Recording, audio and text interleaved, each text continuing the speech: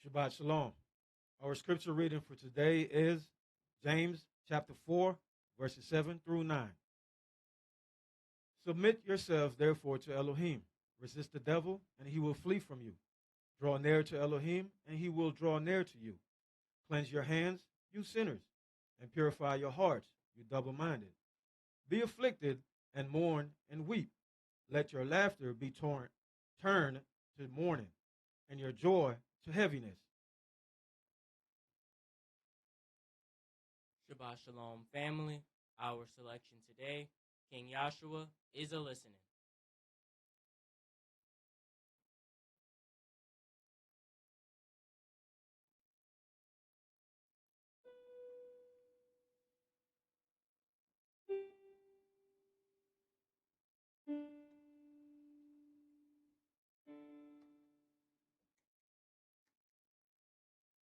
King Yahshua is a listening. All day King Yahshua is a listening. All day King Yahshua is a listening. All day long. To hear some sinner pray. King Yahshua is a listening. All day King Yahshua is a listening. King Yahshua is a listening. all day long. To hear some sinner pray. Some say that John the Baptist was nothing but a Jew, but the Holy Bible tells us that John was a preacher too. King Yahshua is a listening. All day King long. Yahshua is a listening. All day long. King Yahshua is a listening. All day long. To hear some sinner pray. King Yahshua is a listening. All day King long. Yahshua is a listening. All day long. King Yahshua is a listening. All day long. To hear some sinner pray. The gospel train is coming, rumbling through the land, and we hear those wheels are humming. Get ready to board that train. King Yahshua is a listening. All day King long. Yahshua is a listening. King Yahshua is a listening. All day long. To hear some sinner pray. King Yahshua is a listening. All day King long. Yahshua is a listening. All day long. King Yahshua is a listening. All day long. To hear some sinner pray. We know we've been converted. We ain't gonna make no alarm, for our souls are bound for Zion, and the devil can't do us no harm. King Yahshua is a listening. All day King long. Yahshua is a listening. All day long. King Yahshua is a listening. All day long. To hear some sinner pray. King Yahshua is a listening. All day King long. Yahshua is a listening. All day long. King Yahshua is a listening. All day long.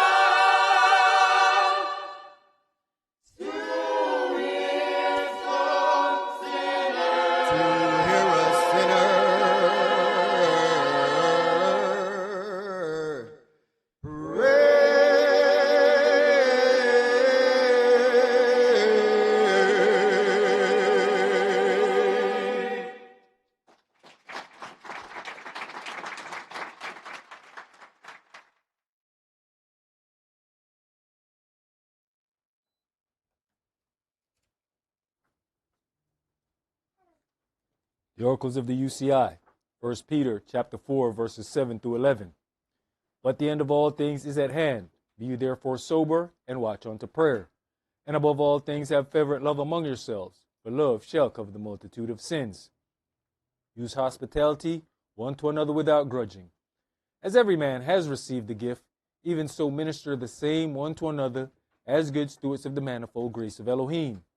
If any man speak, let him speak as the oracles of Elohim. If any man minister, let him do it as of the ability which Elohim gives, that Elohim in all things may be glorified through Yahshua the Mashiach, to whom be praise and dominion forever and ever.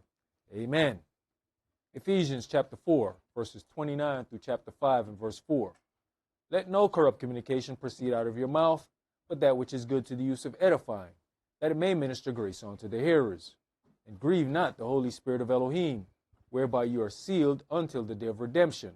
Let all bitterness and wrath and anger and clamor and evil speaking be put away from you with all malice.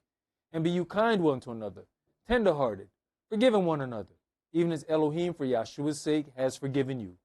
Be you therefore followers of Elohim, as dear children, and walk in love, as the Mashiach also have loved us, and has given himself for us an offering and sacrifice to Elohim for a sweet-smelling savor.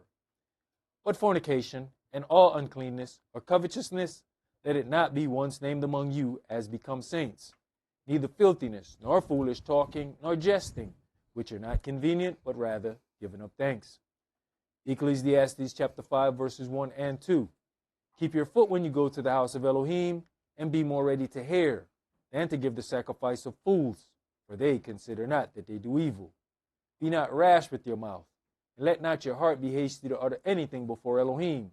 For Elohim is in heaven, and you up on earth. Therefore, let your words be few.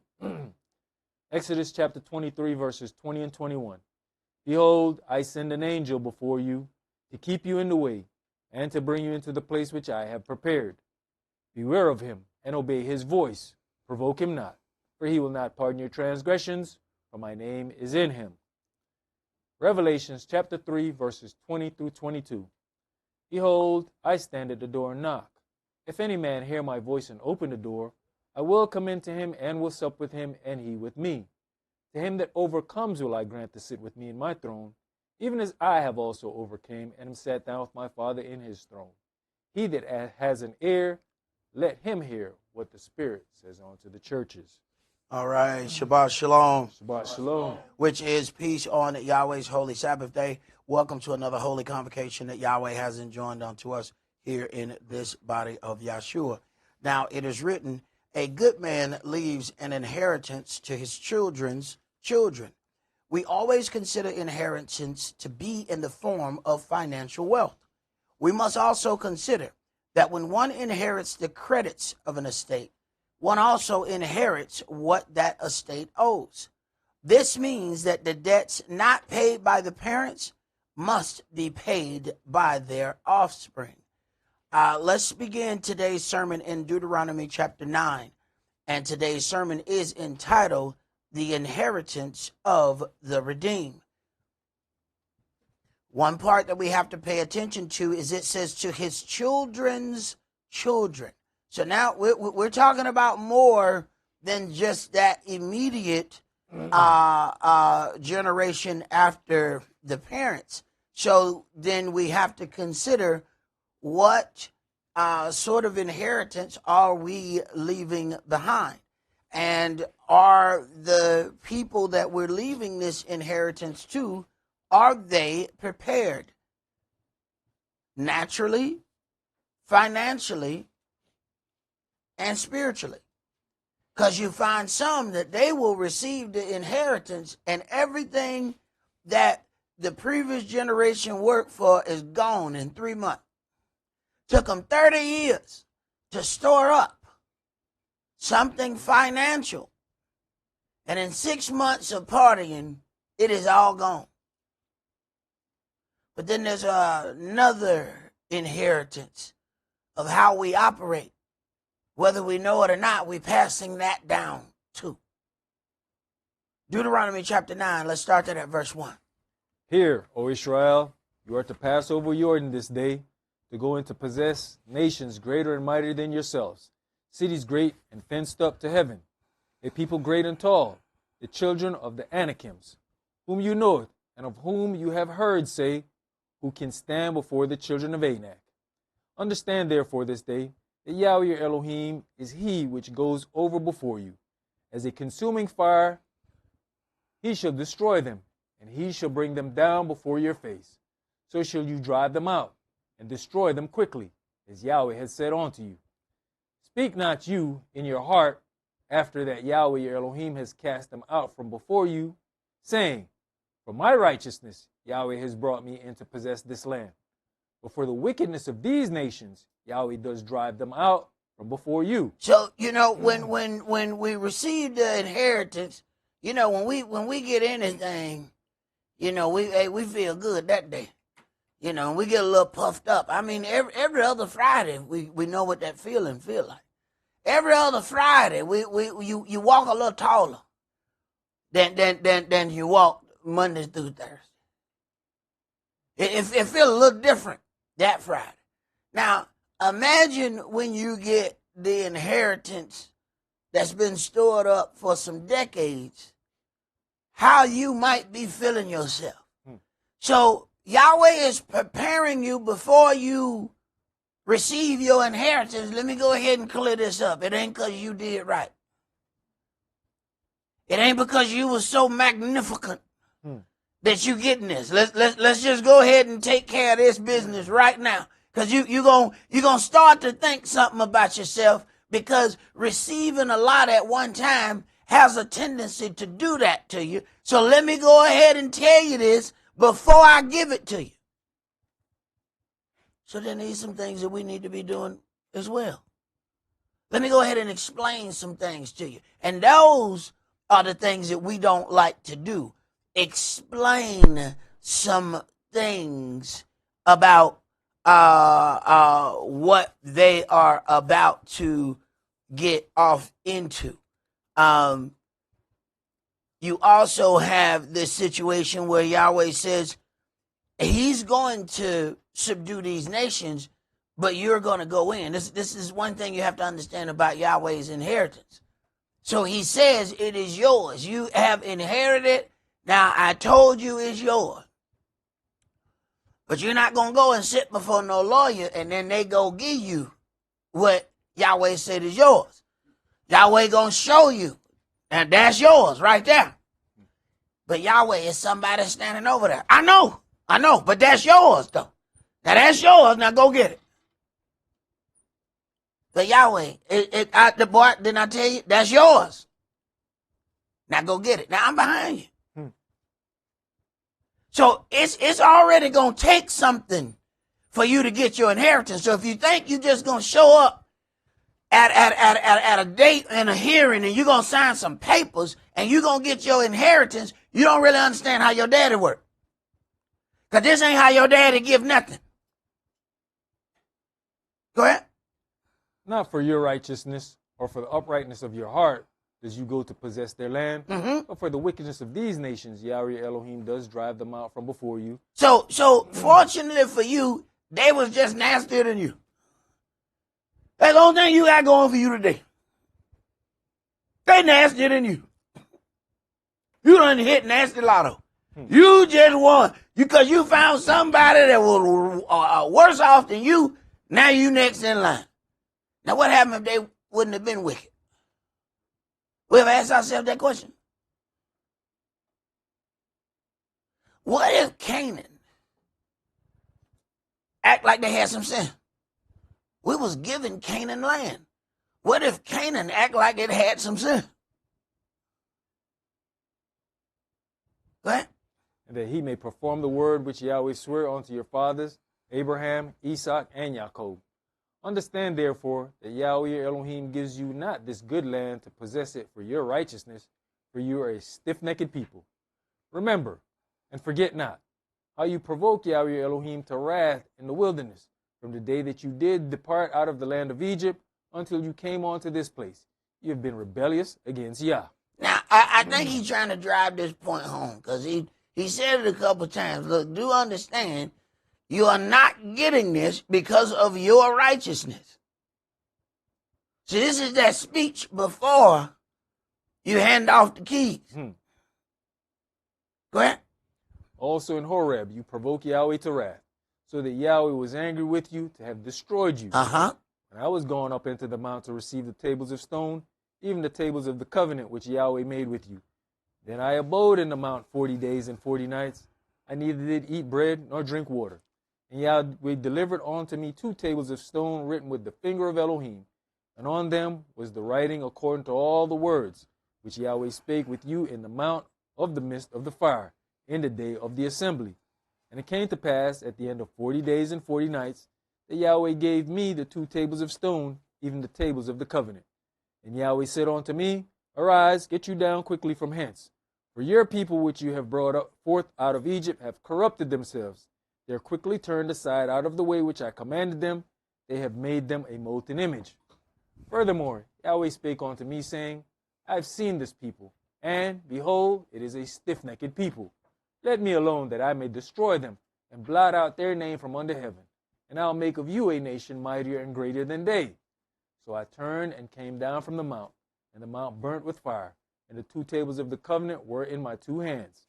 And I looked, and, behold, you had sinned against Yahweh your Elohim, and made you a molten calf.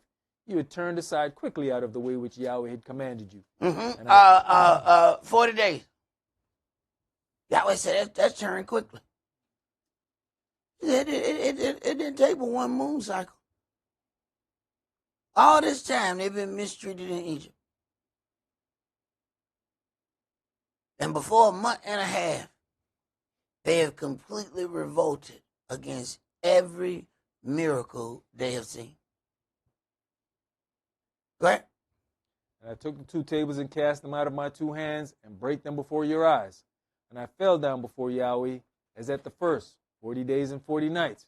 I did neither eat bread nor drink water, because of all your sins which you sinned, in doing wickedly in the sight of Yahweh to provoke him to anger. We don't really consider some things that we do that make somebody else's job harder.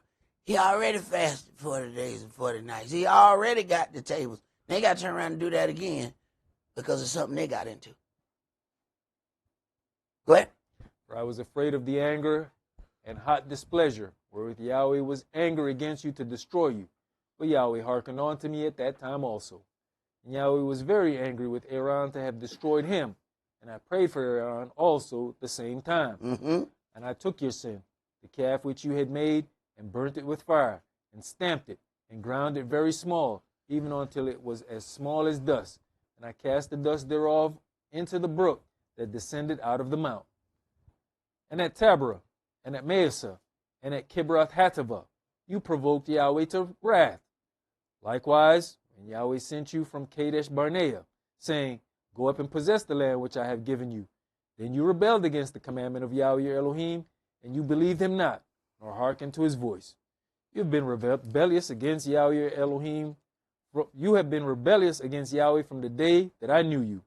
Thus I fell down before Yahweh 40 days and 40 nights, as I fell down at the first, because Yahweh had said he would destroy you. You have been rebellious since the day I knew you. But we out on the corner with megaphones bragging about our tribal breakdown. The man who been communing with the spirit of Yahweh to the point where he is changing into a God said, you've been rebellious since the day I knew you. But we throwing little pep rallies. Go ahead. I prayed therefore unto Yahweh and said, O Adonai Elohim, destroy not your people and your inheritance, which you have redeemed through your greatness, which you have brought forth out of Egypt with a mighty hand. So somebody has to stand out to be able to make intercession for the body. Somebody has to make a decision. No, I'm not doing that.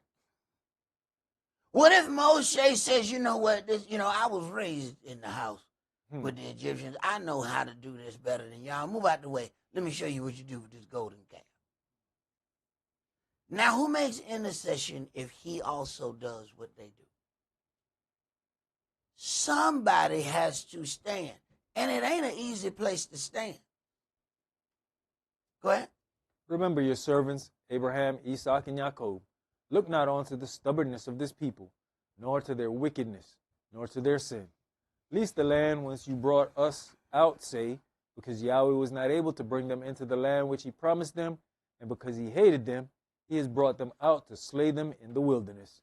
Yet they are your people and your inheritance, which you brought out by your mighty power and by your stretched out arm. Look at how he was able to get Yahweh to repent. Remember your servants, Abraham, Isaac, Jacob. Look not unto the stubbornness of this people. Think about the foundation that you've already laid, Yahweh. Don't think about this people. Don't really look at their sin. Least the land which you brought us up out say, because Yahweh was not able to bring them in to the land. So he gets Yahweh to think about the forefathers and how his holy name will be portrayed if he does this. That's pretty big. He got Yahweh, a God, to repent on what he was intending on doing. Let's go to Numbers chapter 18.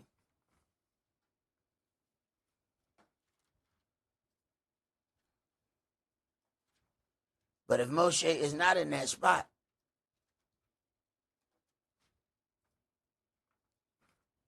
there's no Israel. We might be sitting here talking about the 12 tribes of Ishmael. Mm-hmm.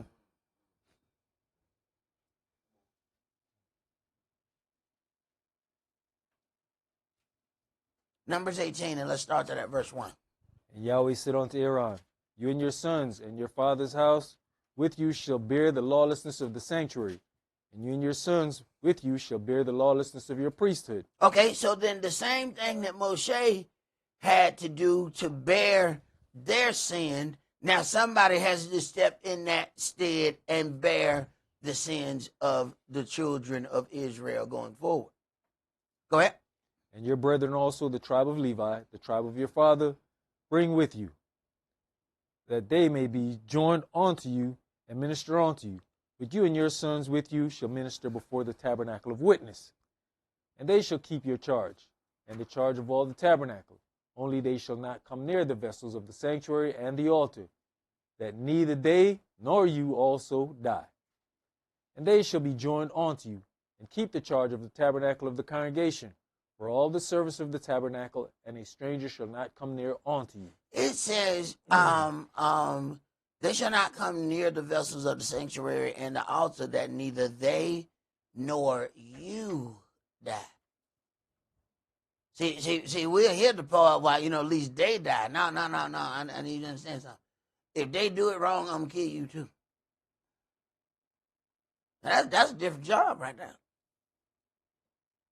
It's one thing to be responsible for your own actions, but to then have your life on the line because somebody else didn't follow their instructions. So now you have to be diligent in making sure they understand the instructions. This means they're not going to like you very much. Go ahead. And you shall keep the charge of the sanctuary and the charge of the altar, that there be no wrath any more upon the children of Israel. And I, behold, I have taken your brethren the Levites from among the children of Israel. To you they are given as a gift for Yah, to do the service of the tabernacle of the congregation. Therefore you and your sons with you shall keep your priest office for everything of the altar. Verse 7, therefore you and your sons with you shall keep your priest office for everything of the altar and within the veil, and you shall serve. I have given your priest office unto you as a service of gift, and the stranger that comes near shall be put to death. Mm-hmm. And Yahweh spake unto Aaron, behold, I also have given you the charge of mine heave offerings of all the hallowed things of the children of Israel. Unto you have I given them by reason of the anointing, and to your sons by an ordinance forever. This shall be yours of the most holy things, reserved from the fire. every oblation of theirs, every meat offering of theirs, and every sin offering of theirs, and every trespass offering of theirs, which they shall render unto me, shall be most holy for you and for your sons. Mm-hmm. In the most holy place shall you eat it. Every male shall eat it. It shall be holy unto you. And this is yours, the heave offering of their gift, and all the wave offerings of the children of Israel. I have given them unto you, and to your sons, and to your daughters with you by a statute forever. Everyone that is clean in your house shall eat of it. Mm-hmm. All the best of the oil, and all the best of the wine, and of the wheat, the first fruits of them which they shall offer unto Yahweh, them have I given you. And whatsoever is first ripe in the land, which they shall bring unto Yahweh, shall be yours. Everyone that is clean in your house shall eat of it. So then the priests then are consuming in the stead of Yahweh. They give it to me, you consume it. Correct? Everything devoted in Israel shall be yours. Everything that opens the matrix in all flesh, which they bring unto Yahweh, whether it be of men or beasts, shall be yours. Nevertheless, the firstborn of man shall you surely redeem, and the firstling of unclean beasts shall you redeem. And those that are to be redeemed from a month old shall you redeem, according to your estimation, for the money of 5 shekels, after the shekel of the sanctuary, which is 20 gerahs. Mm-hmm. But the firstling of a cow, or the firstling of a sheep, or the firstling of a goat, you shall not redeem. They are holy. You shall sprinkle their blood upon the altar, and shall burn their fat for an offering made by fire, for a sweet savor unto Yah. So when something is redeemed, it is kept back from being sacrificed. It is saved from that sacrifice. Go ahead. And the flesh of them shall be yours, as the wave breast and as the right shoulder are yours. All the heave offerings of the holy things which the children of Israel offer unto Yahweh have I given you, and your sons and your daughters with you, by a statute forever.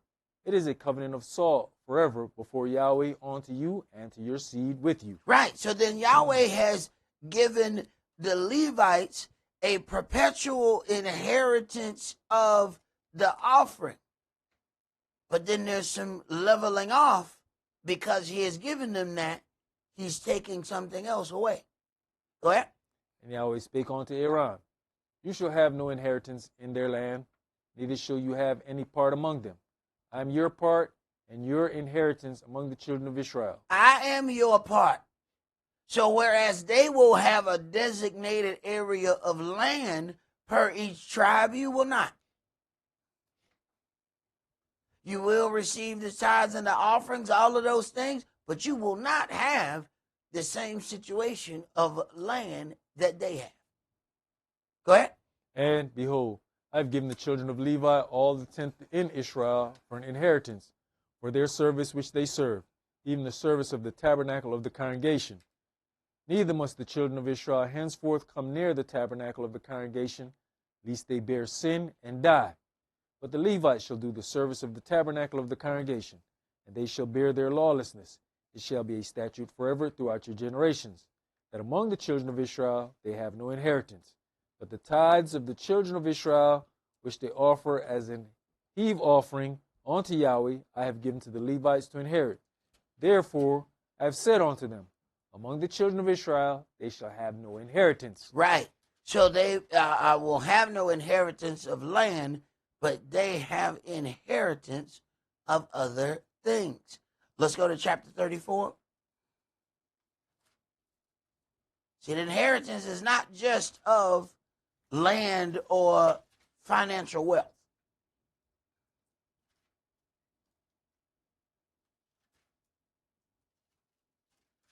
Numbers 34, and let's start that at verse 1.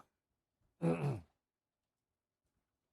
Yahweh spake unto Moshe, saying, command the children of Israel, and say unto them, when you come into the land of Canaan, this is the land that shall fall unto you for an inheritance, even the land of Canaan, with the coast thereof.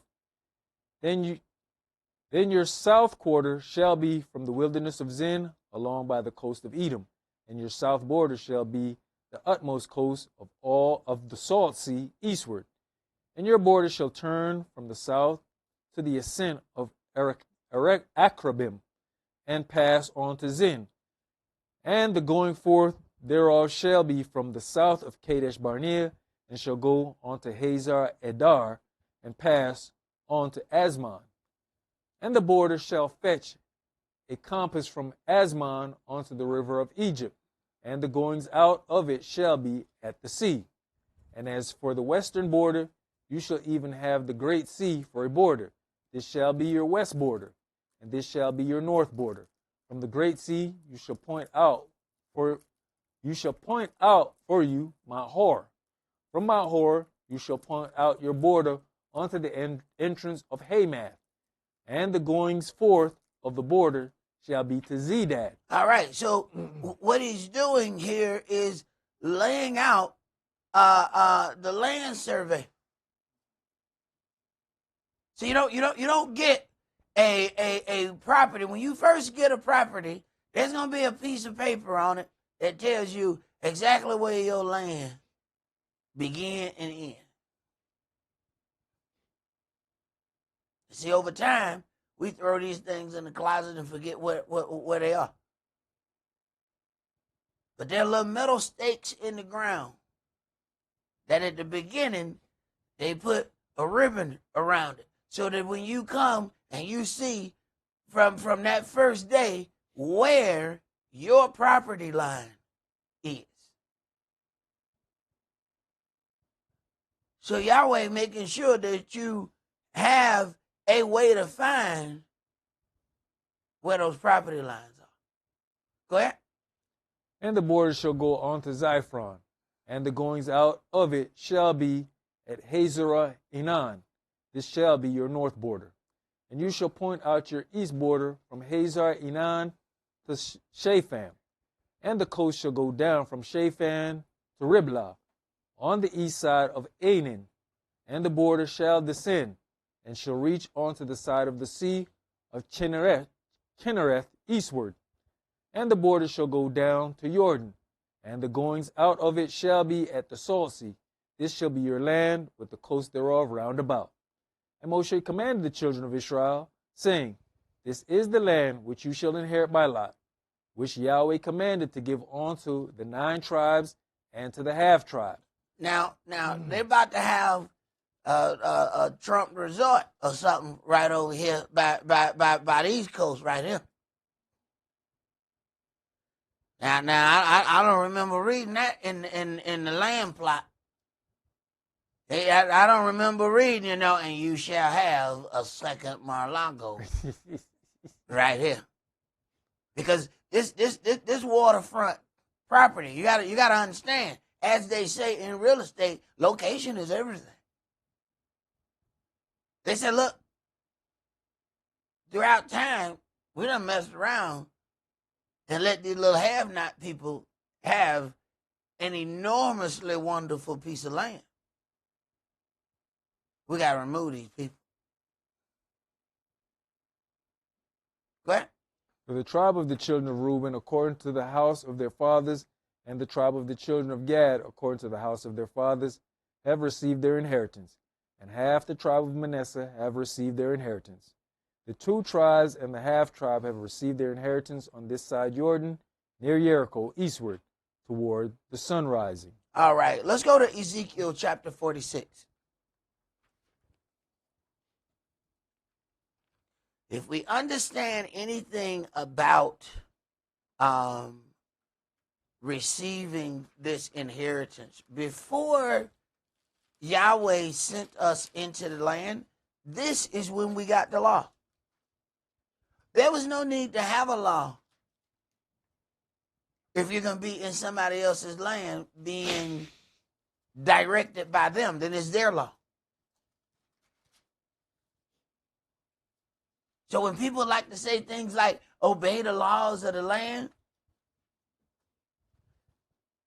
when we get in our own land, the laws of our land is the same laws that we go by to operate in serving and worship our Elohim. Now, in the land of the heathen, those things are drastically different. They don't even want you to know the laws here, because they make money by you breaking them. They don't make any money if you follow the law.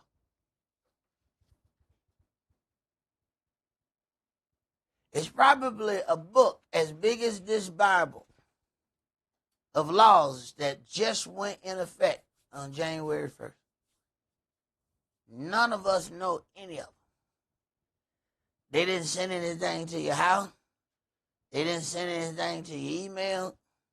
They didn't send any communication whatsoever to tell you about these new laws.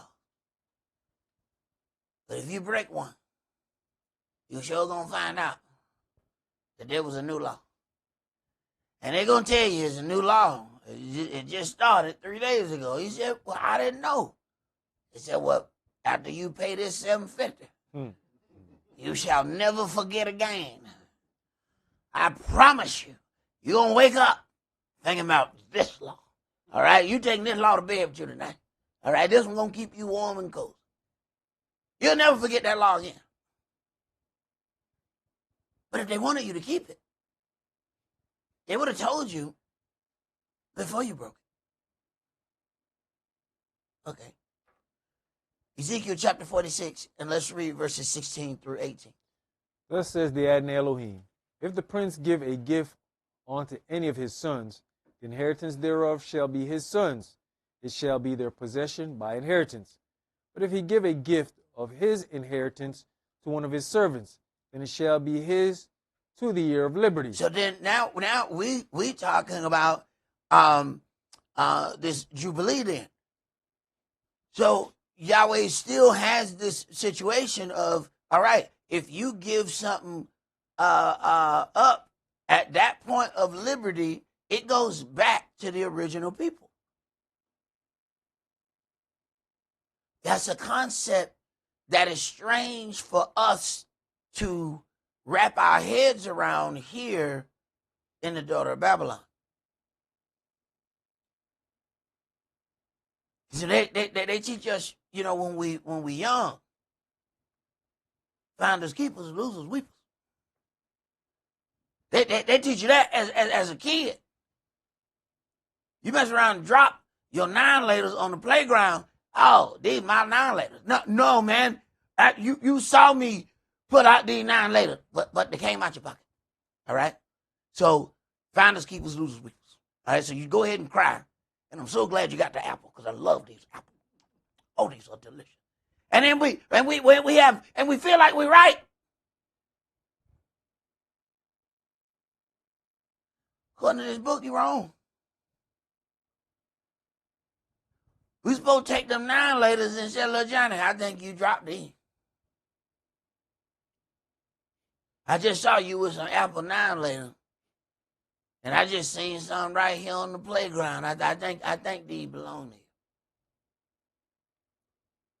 Now, we don't even pick them up right. We act like we tying our shoe.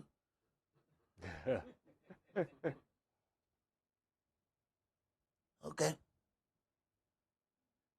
Go ahead, bro. You finish that? After it shall return to the prince, but his inheritance shall be his sons for them. Moreover, the prince shall not take of the people's inheritance by oppression, to thrust them out of their possession, but he shall give his sons inheritance out of his own possession, that my people be not scattered, every man from his possession. Right. That means they are going to be near their own land. They are not going to be removed to and fro away from their family land. It means something to Yahweh. All right? Let's go to Isaiah chapter 60. See, the inheritance is not just something that he's mentioning. It's something that's dear to him.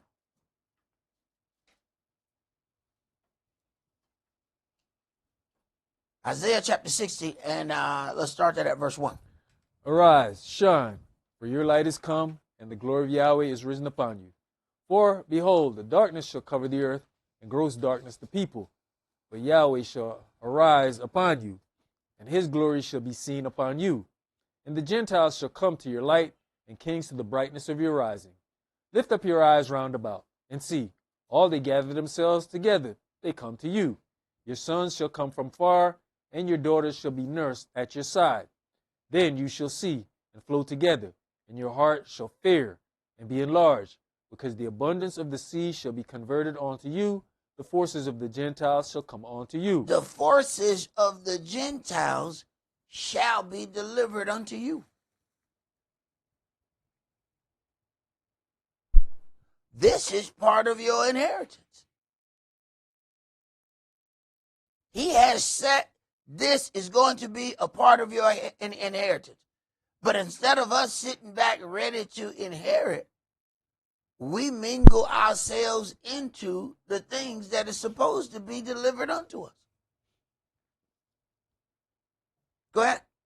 The multitude of camels shall cover you, the dromedaries of Midian and Ephah. All they from Sheba shall come, they shall bring gold and incense, and they shall show forth the praises of Yah. All the flocks of Kedar shall be gathered together unto you. The rams of Nebaioth shall minister unto you. They shall come up with acceptance on mine altar, and I will glorify the house of my glory. Who are these that fly as a cloud, and as the doves to their windows? Surely the isles shall wait for me, and the ships of Spain first, to bring your sons from far, their silver and their gold with them, unto the name of Yahweh your Elohim, and to the Holy One of Israel, because he has glorified you. Right. See, and when Yahweh calls things to be put back the way they are supposed to be, then they have to also give back your stuff. We don't know that we had stuff. We don't know that we are owed stuff. Yahweh said, no, your freedom is just not your payment. No, you get something else with that. Go ahead. And the sons of strangers shall build up your walls, and their kings shall minister unto you. From my anger I smote you, but in my favor have I had mercy on you. Right. And the sons of strangers shall build up your walls. He said, no. You're going to have contractors to do that work.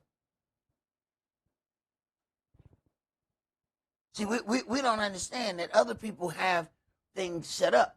I watched a video when they was talking about this community in New York somewhere. It was a Hasidic community. And the guy was going in and asking them, saying, so what do y'all do for a living? They said, we priests. Everybody was a priest.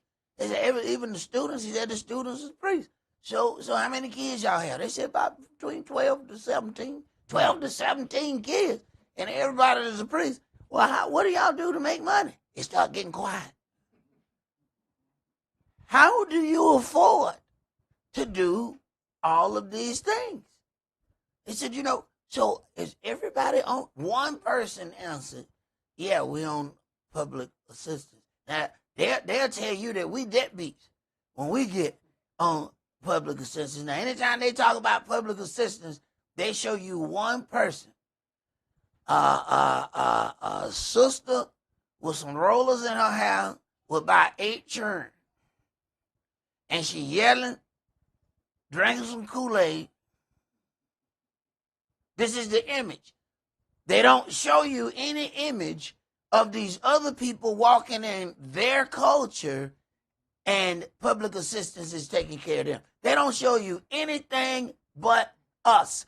And it's shown in a negative light. They also don't show you in them trailer parks all those people who receiving assistance. They go right to them so-called projects and say, these people receiving assistance.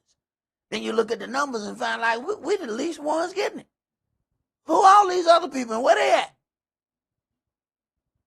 They told us if you're going to receive assistance, no man can be in the house. So the project baby mama had to stay a perpetual baby mama. You go to the trailer park, wait a minute. The mama and daddy and the children in there. And y'all getting assistance, but y'all can keep y'all family together? Oh, that's interesting. Then you go over to this other community where they all priests. Wait a minute. So y'all can keep y'all family together too and get assistance? Oh, so we the only ones who have to destroy our family to get assistance. Oh, so that's what y'all call justice. Just us. Oh, it's justice. I thought it was just this. Oh, I see the way this works. I see this way. There's a special set of rules when it applies to us. And here's where we're off. We think because that's the rule for us, we think that that's the rule for them. You got to start asking some questions and find out. We go through all kind of stuff to get disability. It is known in the hood, if you have a disability and you are applying for disability, I already know the first two are going to be denied. I mean, this is the thing that they tell us. All right, just no. All right, this is what you about to hear. Then you get a few Caucasian friends and find out it's 3 people in one house all getting disability. Wait a minute now. They wouldn't let but one person in my house get it. They said, look, now if Junebug and you gonna get it, Junebug got to move. What? How all these people get it in the same house? There's a different set of rules for us. And it's been that way. But Yahweh putting that all into your inheritance. See, it's a hell of an equation. He moving. You'll know when you go to one of them accountants and his hand just keep moving. And that thing's clear. You're like, what in the world is he adding? Don't worry. Your daddy, he punching them numbers. See, you don't even know how to add this up. Because you don't even know that there's going to be a payback for that. That everybody was able to receive. Because they've been taking it out your check. You've been paying for it, but your people not getting it. All right? He putting that in the inheritance. This is why you don't know what you're supposed to get. You don't even know how to add it. Go ahead, Bree. Elder, if we're the biggest consumers in the country, that means we're putting the most into the economy. Yep. But we have to fight to get anything out of it. Bro, I was just telling you, a limb fell on my sunroof on my car. They told me, I think we just got to total your car out. It's just done. For a sunroof? I must be a new fool if I let you get my car because of a sunroof. Now, they didn't have no problem taking my money. Matter of fact, they take the premiums out, and I didn't even know they took it. They said, we need to do automatic drafts for your premium. So the premium is already gone. It's a premium. Because see, if you pay it, they said, well, we got to charge you a surcharge if you're going to pay it on your own. I said, what? I got an extra charge to pay the bill? Yeah, now you got to make it convenient for us. And then we'll knock off the other fee. What? So I got to pay you to pay you? Mm-hmm. So I got to pay you for the insurance. So I pay insurance and outsurance? Why the hell I got to pay you to take my money? You have to think about how twisted that is. How much is the bill? It's $500. You pull out $500. Where's your 20? It's a 20 in the 500. No. We need the 20. There's a different bill. What the hell is this? This is a convenience fee. Who the hell is it convenient to? But since we had to receive your money, we have to charge you to receive the money. We call it intake. I said, well, don't take it then. Take it out. Don't take it in. What are we talking? I got to pay you to pay you. Right. Man, it's Lucifer's kids, man. Go ahead, bro. Verse 11. Therefore your gates shall be open continually. They shall not be shut day nor night, that men may bring unto you the forces of the Gentiles, and that their kings may be brought. Right. See, now you're going to start getting all that stuff back. See? You can't even add up your inheritance. This is why you need to do what you're supposed to do. You can't even figure out what all you're supposed to be getting. The same way you couldn't figure out what the hell they were charging you. You ever looked at a bill?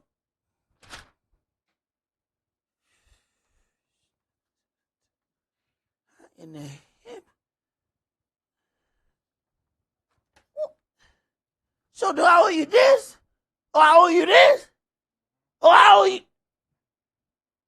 The bill's so confusing, you don't even know what you're supposed to be paying. When did the bills get so? I remember bills was real easy. This is how we calculated it. This is what you owe. This newfound billing is different. You can't figure it out. But your daddy said, don't worry about it. I'm punching these numbers. I've been punching numbers. Every time they rob you, I'm throwing it on you, on that account that they owe you. That's why we ain't gonna be able to shut these gates. They owe you so much. We ain't gonna be able to see. Normally, before the normal working business hours is 9 to 5, but we gonna change these hours because they got to bring so much stuff because of how much they done robbed you. We ain't gonna be able to close. Say, Yahweh, what's your hours? Forever. Just keep bringing your stuff because you got to pay back all that stuff you've been taking. Go ahead. Elder, you ever get a doctor bill and then you go through that and see what you owe, and then you get another bill that says for visiting our facility? Yeah. I have. Brother, it costs $1 million for me to come home after COVID.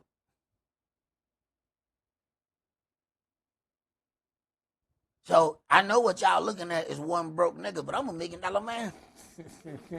Hear what y'all think. Yeah, I got my sunroof taped up, but that's all right. That's all right. I'm $1 million knuckle. You know what I'm talking about? Read, brother. For the nation and kingdom that will not serve you shall perish. Yes, those nations shall be utterly wasted. The glory of Lebanon shall come unto you, the fir tree, the pine tree, and the box together, to beautify the place of my sanctuary. And I'll make the place of my feet glorious. Mm-hmm. The sons also of them that afflicted you shall come bending unto you. The sons of them that afflicted you. Understand now, it's a long list of them. See, all we think is about the last people that afflicted us. Oh, no, it's a long line of them. And Yahweh punching the numbers. No. All y'all got to bring some of that stuff y'all got. See, he been punching the numbers.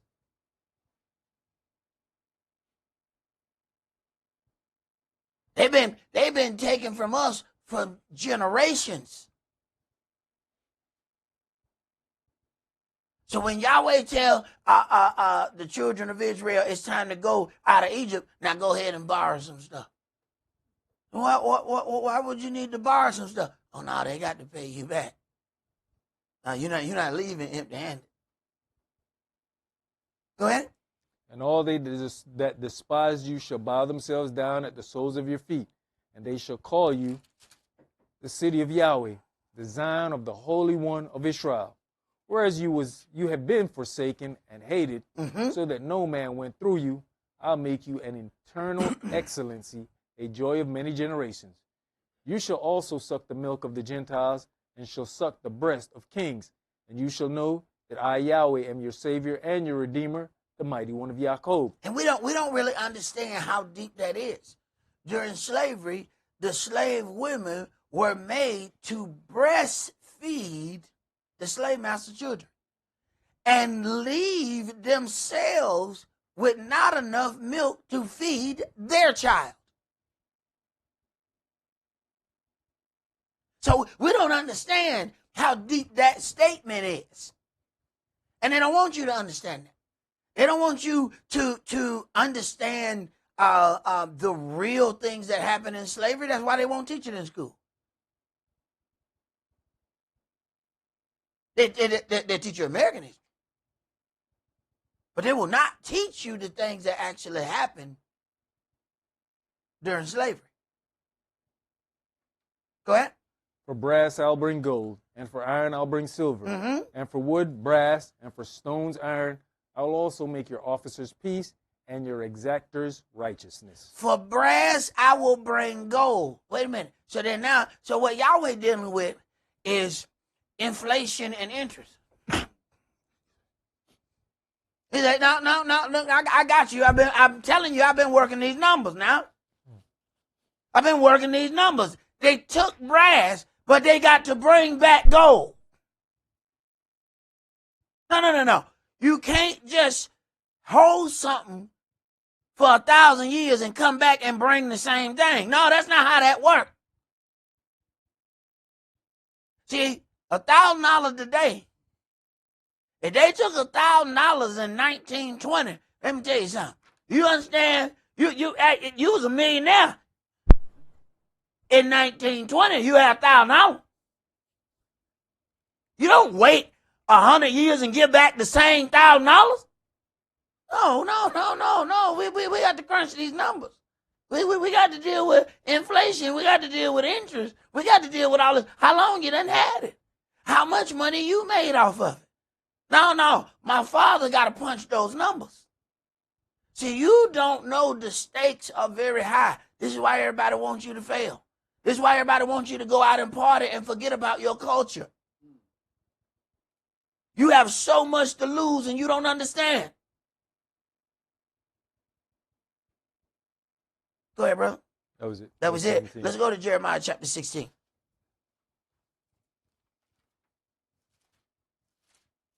And it is in the powers that be best interest that you don't understand that. Because when you don't understand, you keep on going doing what you're doing. Jeremiah chapter 16, and I want you to read verses 14 through 19. Therefore, behold, the days come, says Yahweh, that it shall no more be said, Yahweh lives that brought up the children of Israel out of the land of Egypt. But Yahweh lives that brought up the children of Israel from the land of the north and from all the lands whither he has driven them. And I'll bring them again into their land that I gave unto their fathers. Behold, I'll send for many fishers, says Yahweh, and they shall fish them. And after will I send for many hunters, and they shall hunt them from every mountain and from every hill and out of the holes of the rocks. It's really a shame. Now, this should be good. That, Yahweh is really going to have to go and get his people. But you got to understand that some of us ain't going to want to go back.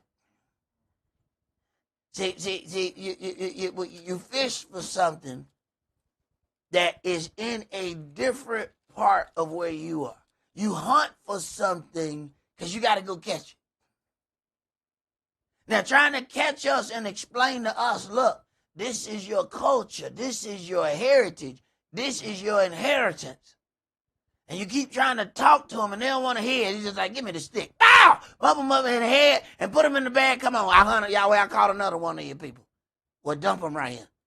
We'll teach them who they are when they wake up. You mean he got to hunt us? Because now we've assimilated into every other thing and we don't want to come out. So he got to hunt us.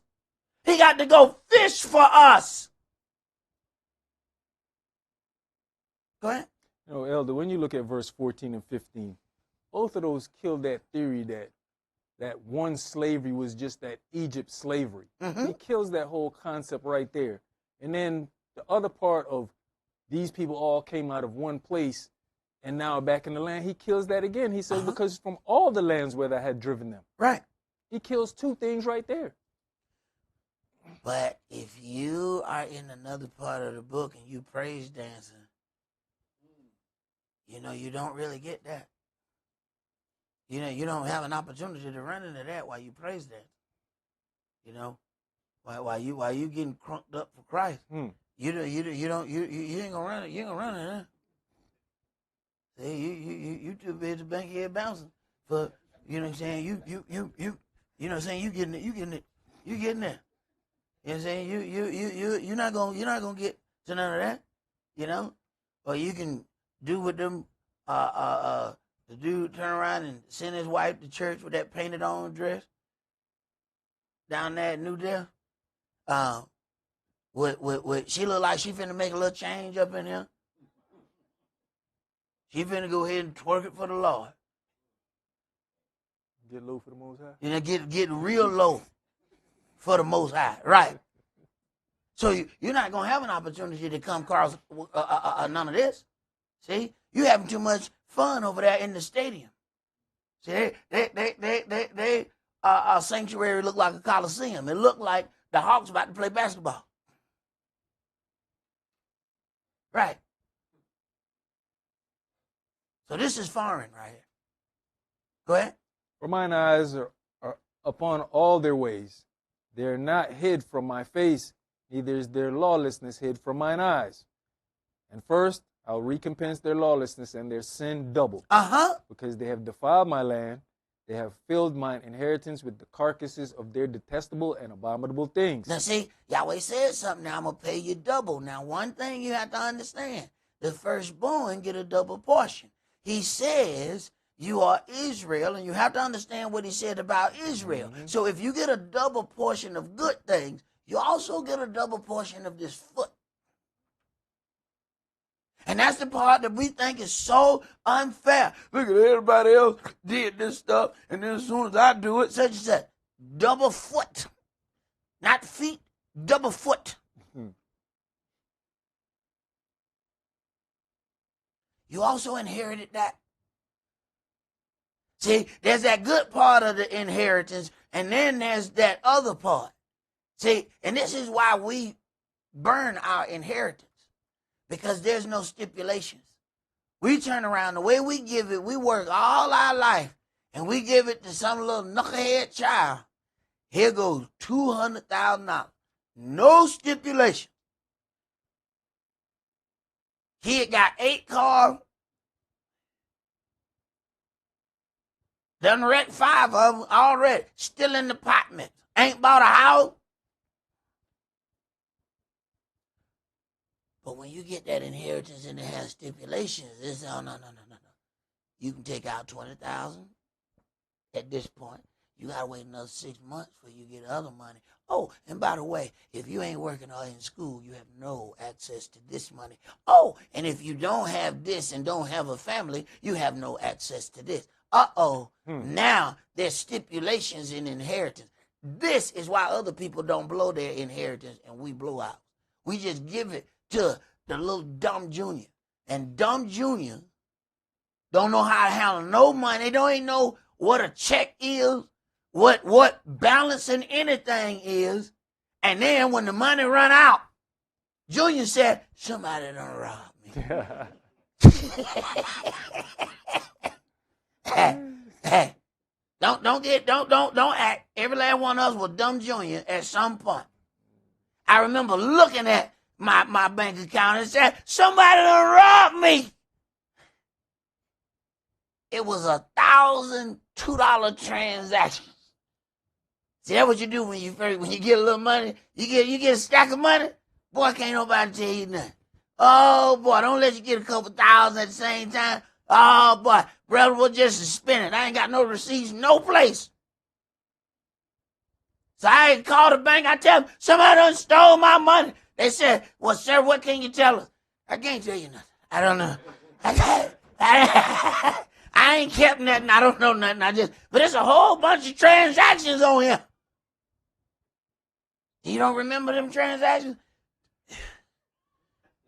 Not really. That was my key. I ain't never gonna do this no more. I ain't gonna do this no more. No. This ain't gonna happen again. So sometimes you got to be a dumb junior so you can learn how to be better. But you want to make sure that ain't your inheritance that you waste while you're learning not to be dumb junior. Okay.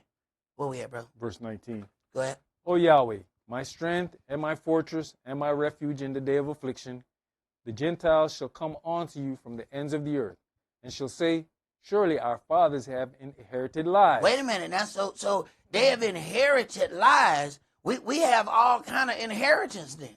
So they have operated in the lies that were handed down to them. Oh, so there's all kind of things you can inherit then. Go ahead. Vanity and things wherein there is no profit. Where there is no profit. So let's go to Numbers chapter 5.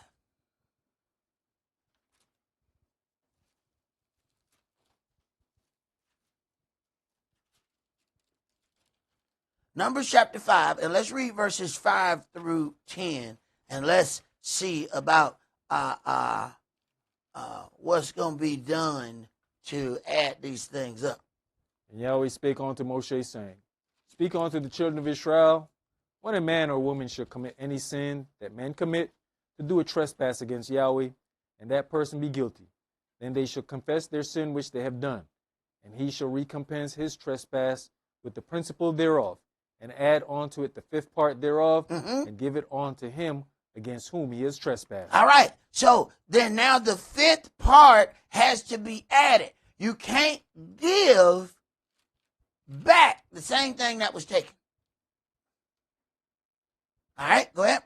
But if the man have no kinsman to recompense the trespass unto, let the trespass be recompensed unto Yah, even to the priest, beside the ram of the atonement, whereby an atonement shall be made for him. And every offering of the holy things of the children of Israel, which they bring unto the priest, shall be his. And every man's hallowed things shall be his. Whatsoever any man gives the priest, it shall be his. Now, if there is an inheritance, then things that were taken by force and were never returned by the fathers, those things must then be returned by the sons. This is where you start getting into our interest and inflation. Because the fathers didn't return the things that they violently took by force. And then the sons were able to make legitimate businesses out of what was taken by force. Well, now all of that has to go into the equation. Let's go to Exodus chapter 4.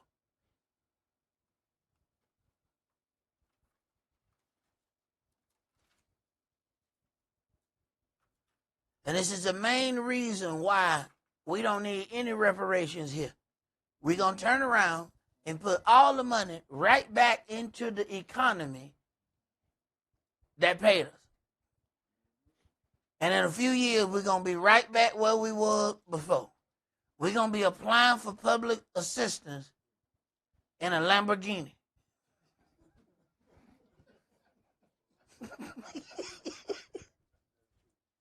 we going to be the only folk at the welfare office with a Maybach. Folk working like, so I'm supposed to give you assistance. You just drove up in here and that? Yeah, that's all I got left. Go ahead. And Yahweh said unto Moshe and Midian, Go, return into Egypt, for all the men are dead which sought your life. And Moshe took his wife and his sons, and set them upon an ass, and he returned to the land of Egypt. And Moshe took the rod of Elohim in his hand. And Yahweh said unto Moshe, When you go to return into Egypt, see that you do all those wonders before Pharaoh, which I have put in your hand.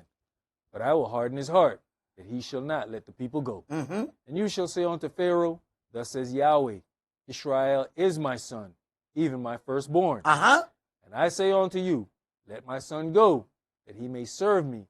And if you refuse to let him go, behold, I will slay your son, even your firstborn. All right, so now you have a lot of talk about people saying, and it's really big when you talk about slavery, that this generation said we didn't have anything to do with slavery, and no one should have to pay for the sins of their fathers. Well, we're going to see how that works. Let's go to Exodus chapter 11. Because, you kind of hear those things where people will quote to you, well, it says that a man shall not die for the sins of the father, and the father will not die for the sins of the son. All right, let's see how that statement or that scripture don't apply. We're gonna find out.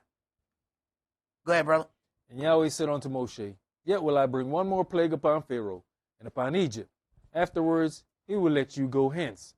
When he shall let you go, he shall surely thrust you out hence altogether. Speak now in the ears of the people, and let every man borrow of his neighbor, and every woman of her neighbor, jewels of silver and jewels of gold. Mm-hmm. And Yahweh gave the people favor in the sight of the Egyptians. Moreover, the man Moshe was very great in the land of Egypt, in the sight of Pharaoh's servants, and in the sight of the people. All of a sudden, we're going to all have good credit. How else you borrow? You got to have good credit to borrow. All of a sudden, we all got good credit. Everybody get 850. We ain't know the number go that high. We were like, no, maybe you got the numbers mixed. You mean a 508? Ain't nobody had no 850. You have 8. All right, everybody go borrow.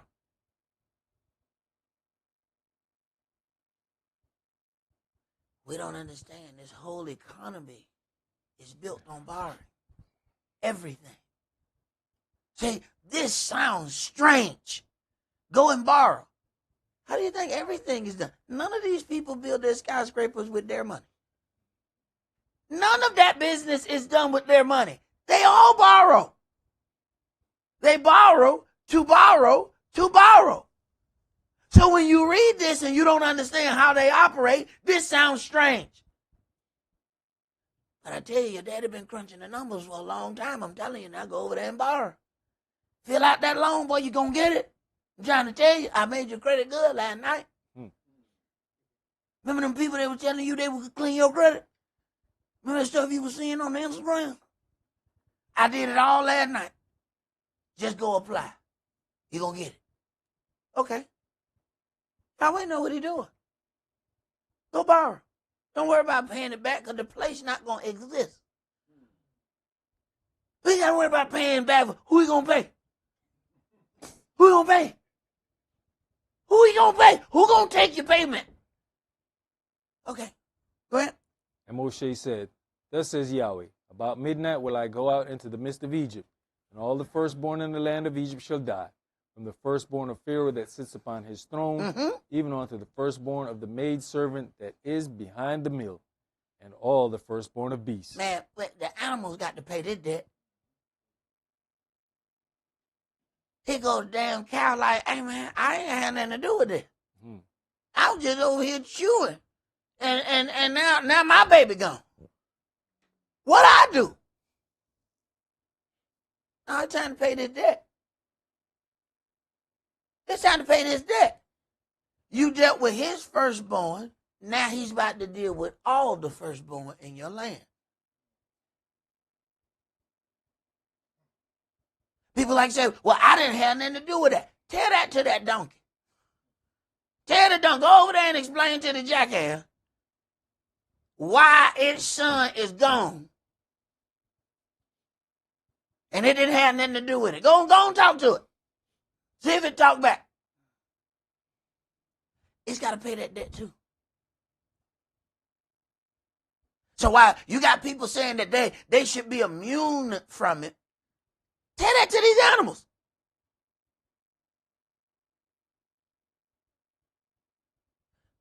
Because of the work that the children of Israel did, these animals eat the best kibble. Oh no, that means you've benefited. You're going to have to pay too. Go ahead. And there shall be a great cry throughout all the land of Egypt, such as there was none like it, nor shall be like it any more. But against any of the children of Israel shall not a dog move his tongue against man or beast, that you may know how that Yahweh does put a difference between the Egyptians and Israel. A dog better not bark at Israel. Okay, let's go to Daniel chapter 5.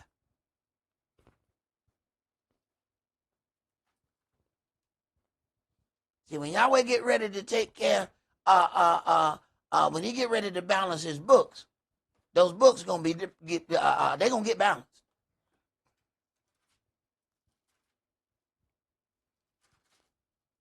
Daniel chapter 5, and let's start with verses 1 through 6.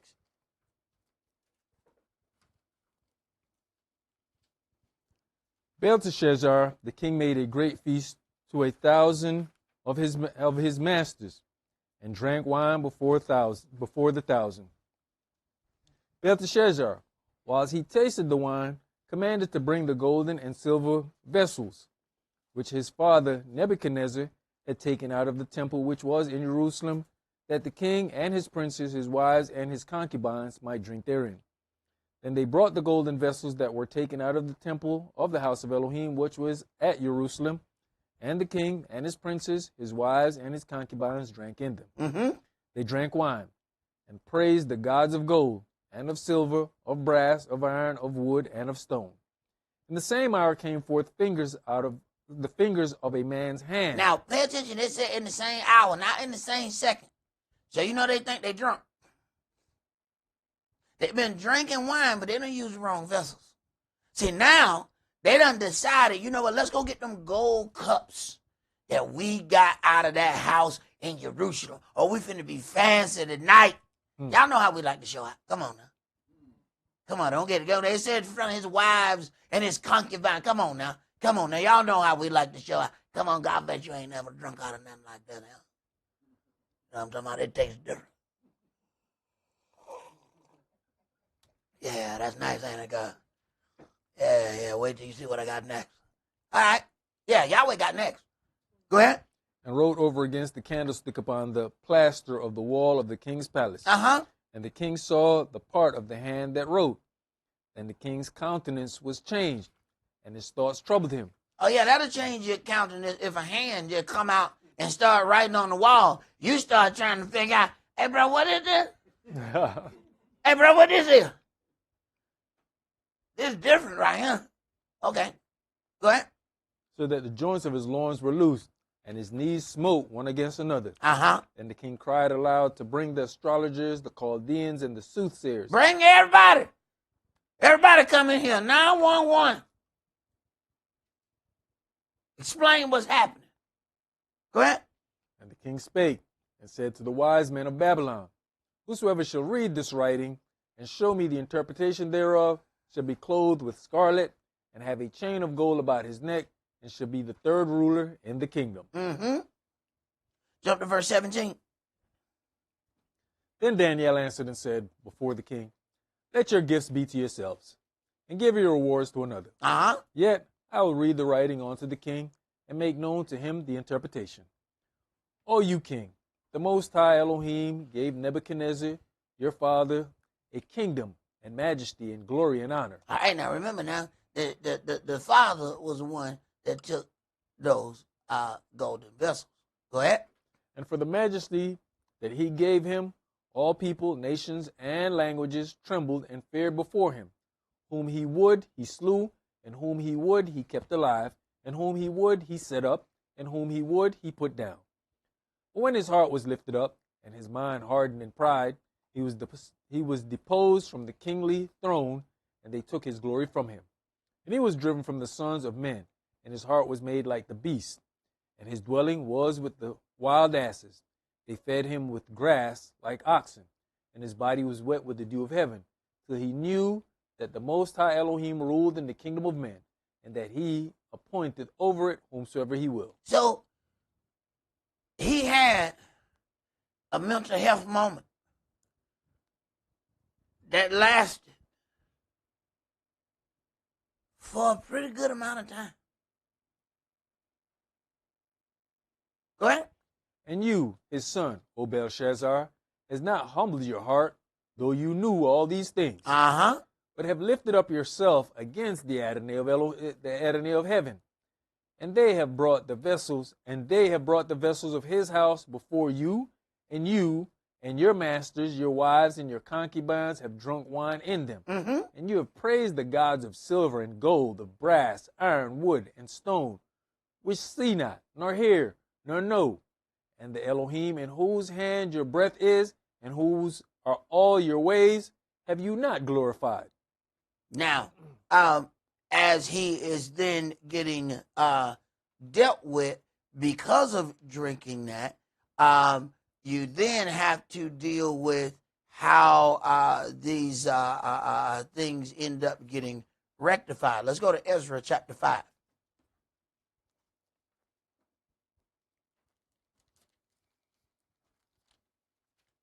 He says, you knew all this, and you still refuse to humble yourself. Let's go to Ezra chapter 5, and we're going to read verses 8 through 17.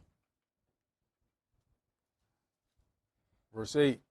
Be it known unto the king that we went into the province of Judea to the house of the great El, which is built with great stones and timbers laid in the walls, and this work goes fast on and prospers in their hands. Then asked we those elders, and said unto them thus, Who commanded you to build this house and to make up these walls? We asked their names also, to certify you, that we might write the names of the men that were the chief of them. And thus they returned us answer, saying, We are the servants of the Elohim of heaven and earth, and build the house that was built these many years ago, which a great king of Israel built and set up. But after that our fathers had provoked the Elohim of heaven unto wrath. He gave them into the hand of Nebuchadnezzar, the king of Babylon, the Chaldean, who destroyed this house and carried the people away into Babylon. But in the first year of Cyrus, the king of Babylon, the same King Cyrus made a decree to build this house of Elohim. So then, now when you deal with it, there's the son of Nebuchadnezzar, but then you have this next ruler who is over this. Now he is the spiritual son, and now that duty is going to be laid upon him. Go ahead. And the vessels also of gold and silver of the house of Elohim, which Nebuchadnezzar took out of the temple that was in Jerusalem, and brought them into the temple of Babylon, those did Cyrus the king take out of the temple of Babylon, and they were delivered unto one whose name was Sheshbazzar, whom he had made governor. All right. So then them same things that were taken, then another leader has been charged with returning it. Go ahead. And said unto him, Take these vessels, go, carry them into the temple that is in Jerusalem, and let the house of Elohim be built in his place. Then came the same Sheshbazzar, and laid the foundation of the house of Elohim which is in Jerusalem. And since that time even until now has it been in building, and yet it is not finished. Now therefore, if it seem good to the king, let there be search made in the king's treasure house, which is there at Babylon, whether it be so, that a decree was made of Cyrus the king to build this house of Elohim at Jerusalem, and let the king send his pleasure to us concerning this matter. All right. So then we see those things are on the way to being rectified. So then the next individual, because the children of Israel still had some time that they had to serve, so it couldn't automatically flow to the son of Nebuchadnezzar because we hadn't finished our time yet. But when it is time that we have finished it, when we've done our punishment, now somebody got to return that stuff. See, the one thing about the nations that works in our favor, they are so greedy and they hoard that they get these priceless items and they won't sell them because they enjoy having the items so much. And then they can even get, and they've found out a wonderful game, that they can get valuations of their wealth by the things they possess without getting rid of them. So they open up their treasure house and they say, look here, I'm going to show you something. This is not the original temple. Look at that.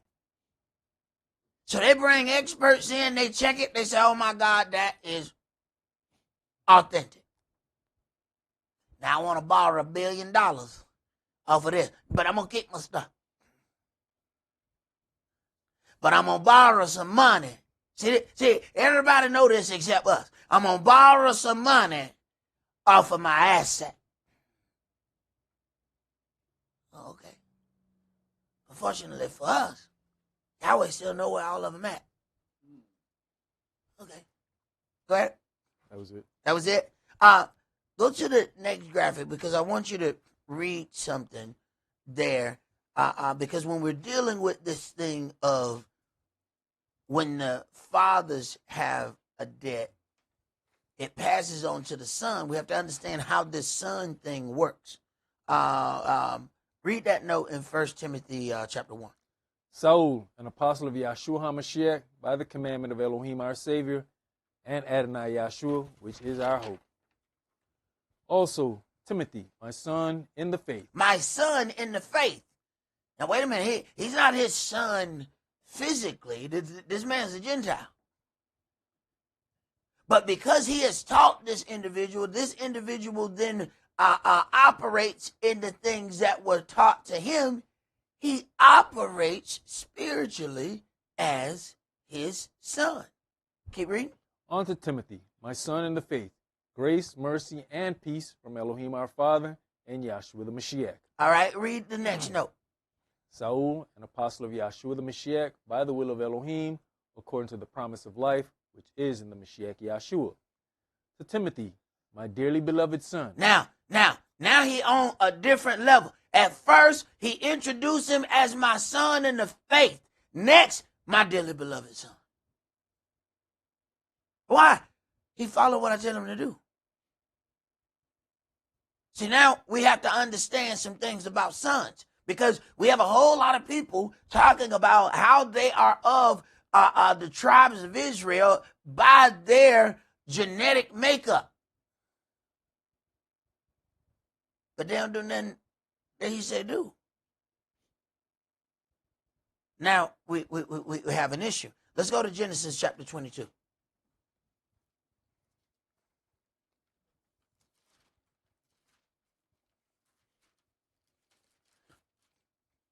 See, you don't want your inheritance to get caught up in probate. You ain't never gonna get it. You ain't never gonna get it. You file in probate. Everybody in the world can contest it once you get to probate. Your long lost Uncle Joe, he ain't spoke to your daddy in 42 years. He said, I got a claim on the land. Now guess what? They got to go ahead and examine his claim. That may take another 2 years before they say his claim is not valid. But you still paying everything, and they're paying for all of this out of the estate. So you keep losing out of the estate for every person who challenges it. Right. Genesis chapter 22, and I want you to read verses 1 through 3. And it came to pass after these things that Elohim did tempt Abraham, and said unto him, Abraham, and he said, Behold, here I am. And he said, Take now your son, your only son Esau, whom you loveth, and get you into the land of Moriah, and offer him there for a burnt offering upon one of the mountains which I will tell you of. And Abraham rose up early in the morning, and saddled his ass, and took 2 of his young men with him, and Esau his son, and clave the wood for the burnt offering, and rose up, and went on to the place of which Elohim had told him. Now, this would seem borderline disrespectful, because this man got 2 boys, and Yahweh said, take your only son. But let's back up to Genesis chapter 21 and start at verse 8. And the child grew and was weaned, and Abraham made a great feast the same day that Esau was weaned. And Sarah saw the son of Hagar the Egyptian, which she had borne unto Abraham, mocking. Yeah, this was a bad move right here. Because see, now the princess is about to speak. Go ahead. Wherefore she said unto Abraham, Cast out this bondwoman and her son, for the son of this bondwoman shall not be heir with my son, even with Esau. Now, most of us say, I'm the head of this house. I'm the man. I say what's going to happen here, and this how it's going to go. All right? Put some Yahweh in this thing. Keep reading. And the thing was very grievous in Abraham's sight. This bothered him now. He said, this is my boy you talking about. Go ahead. Because of his son. And Elohim said unto Abraham, Let it not be grievous in your sight because of the lad, and because of your bondwoman, and all that Sarah has said unto you, hearken unto her voice. Wait a minute now. Wait a minute. Folks said, I'm the man of this house. The woman said, this is what's going to go down. Yahweh said, hey, she told you right. What? Yeah. They got to go. What? Hmm. See, we don't understand what Sarai means. See, this is why it had to be changed from Sarai to Sarah. That's a princess. And she spoke. And Daddy Yahweh said, she told you right. Hmm. I got plans.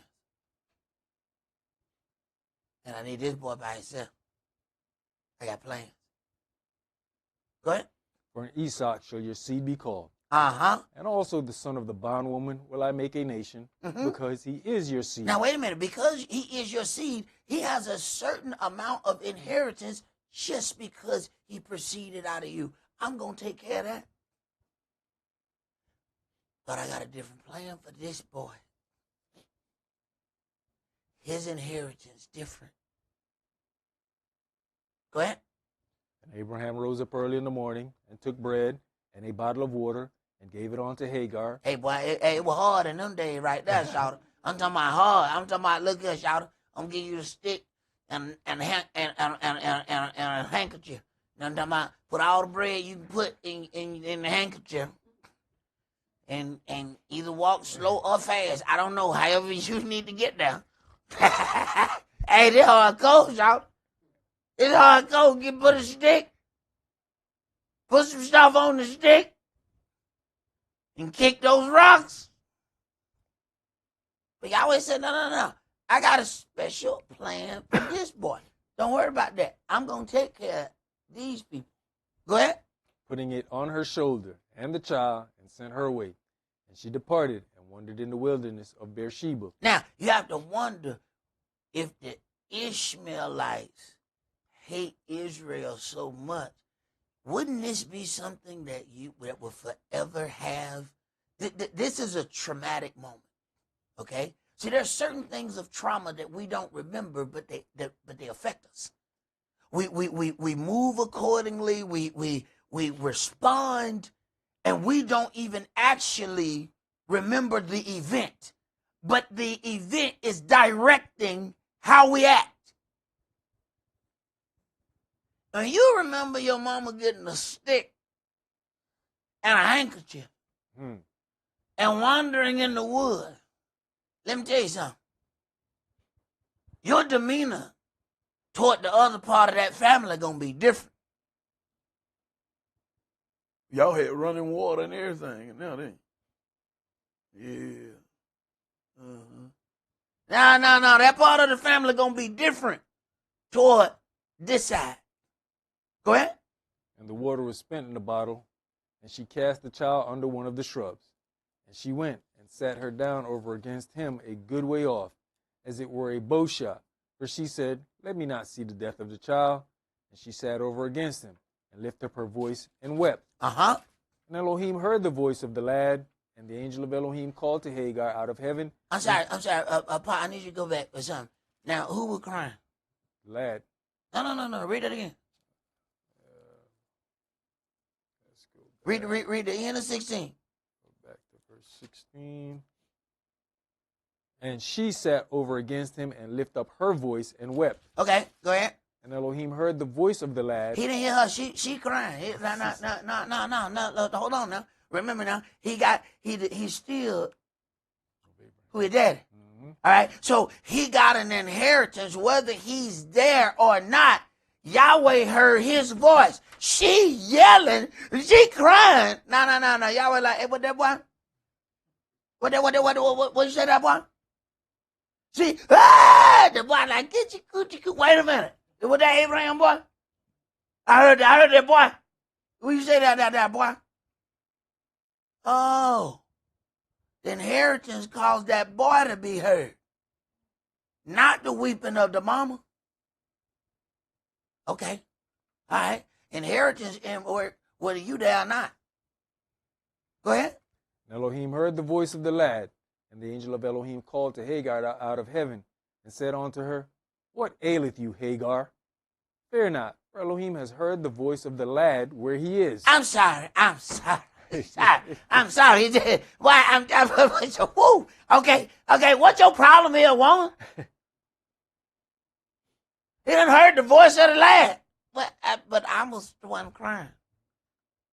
Yeah, but the way he played with that stick over there, it was moving. Right. That's still Abraham's son.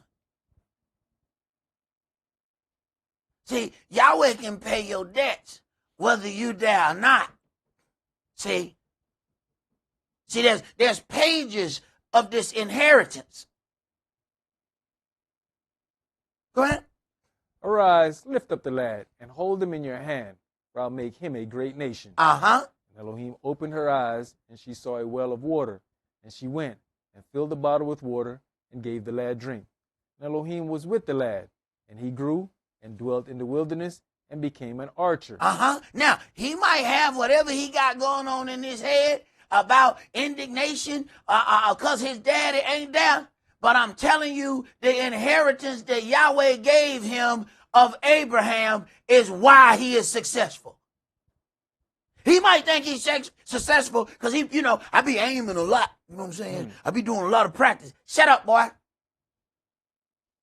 You good because you got the inheritance of your daddy and you just don't know it. Go ahead.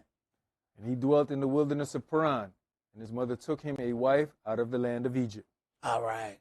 Let's go to 2 Samuel chapter 12. And every time Yahweh kept saying, I heard the lad. You know, Elder, you got to consider even by the time of the selling of Yosef, what they said, Ishmaelite merchantmen. Mm-hmm. So they had already established themselves. Mm-hmm.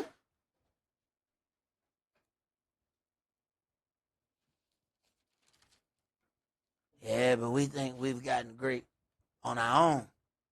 See, we don't really consider that there was some decisions made. Here we go. When we said we shouldn't be punished for the things that were done by the Father. Well, wait a minute. He is succeeding in the wilderness because of his father who ain't even there. Yahweh put that on him.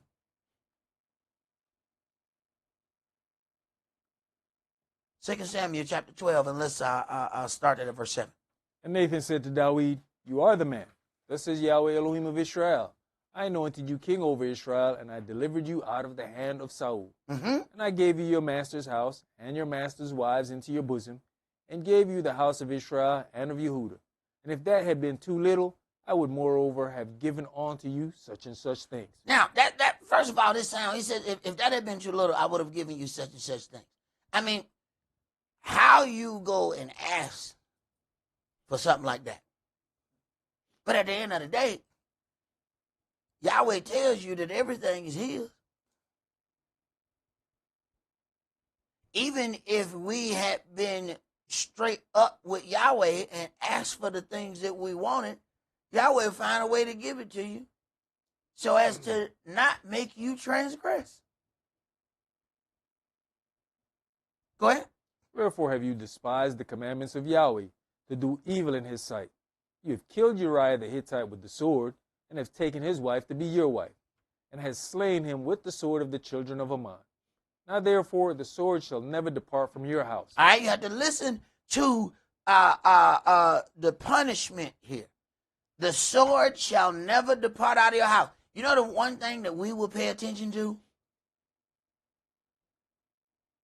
When Yahweh said, you shall not die. We like, whoa! I'm saved. Here's the problem. These kids are about to inherit hell. See, let me pay for my own dealings. Let not me have peace. And then I pass on an evil inheritance unto my kids because of the things that I did. We so enamored with our own peace. That's what we want. We want peace, peace, peace. All right. But who's going to have to go through hell so you can have peace? Which one of your family members you going to sacrifice for it? Okay. Kiri. Because you have despised me, and have taken the wife of Uriah the Hittite to be your wife. Thus says Yahweh, Behold, I will raise up evil against you out of your own house, and I'll take your wives before your eyes. Oh, wait a minute now. I'm going to raise up evil out of your house. Now, he is saved. He is not. That's all we want to hear. We have been forgiven. And we think the story over. Oh, the story just started. This is the beginning of forgiveness is the beginning. Now, your father has this great accountant. Now he's got to come out and punch these numbers because somebody got to pay for this. I used to tell my mama, I said, Mama, they got free lunch in school. Mama, we messing up. We paying for this. She said, baby, ain't no such thing as free lunch. I said, Mama, you don't understand. That's us. We always think we understand more. Mama, you don't understand. I give that lady 75 cents for the lunch. I saw little Kiki go up there and flash a card and got the lunch. I said, Mama, so you don't understand. The lunch is free. My mama said, little boy, somebody paid for that lunch. There ain't no such thing as free lunch, baby. Somebody paying for it. So as they flash that card is counting how many lunches. And they going to turn that in. And somebody going to pay them for each one of those free lunches that done went. So let me explain to you something. Somebody is paying for that lunch because you didn't see the transaction. There is definitely a transaction. All right. Somebody about to pay for that lunch. Go ahead. And give them unto your neighbor, and he shall lie with your wives in the sight of this son. All right. Okay. Yahweh telling him, all right, I'm punching up the equation. I'm telling you how this bill going to get paid. Go ahead. You know, Elder, in this situation, how many people, when you know that, okay, it's not going to fall on you, like you said, oh, I'm going to live. I'm not going to be punished. I've been forgiven. I've been redeemed. We done sung new songs.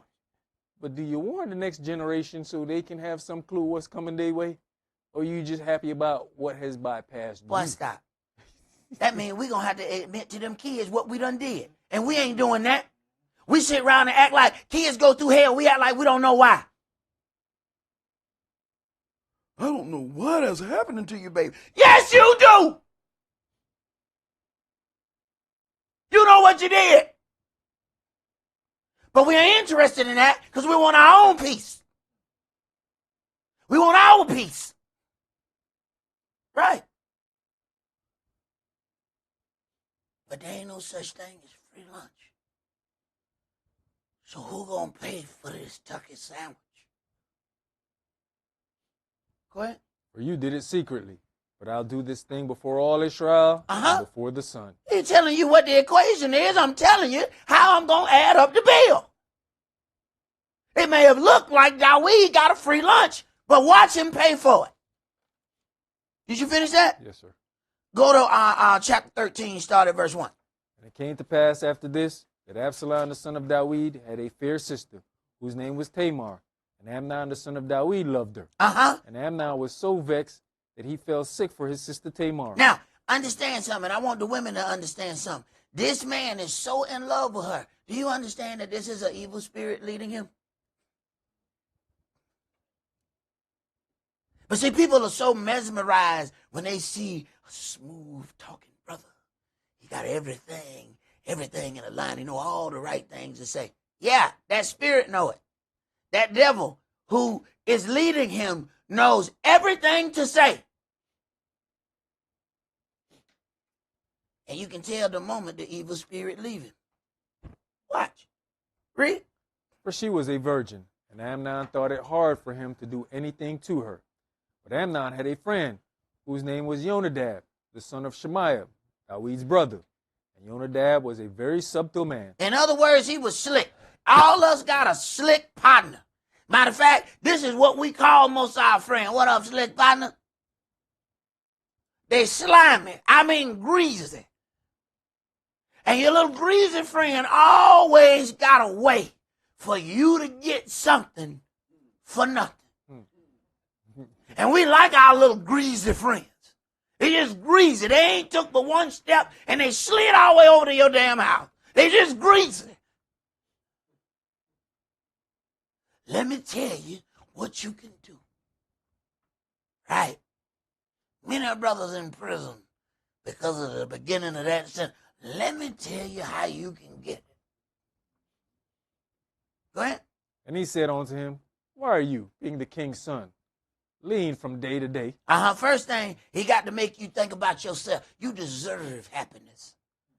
See? It started out the same way it started out in the garden. All of it started out the same way. Think about yourself. You know you deserve to be happy.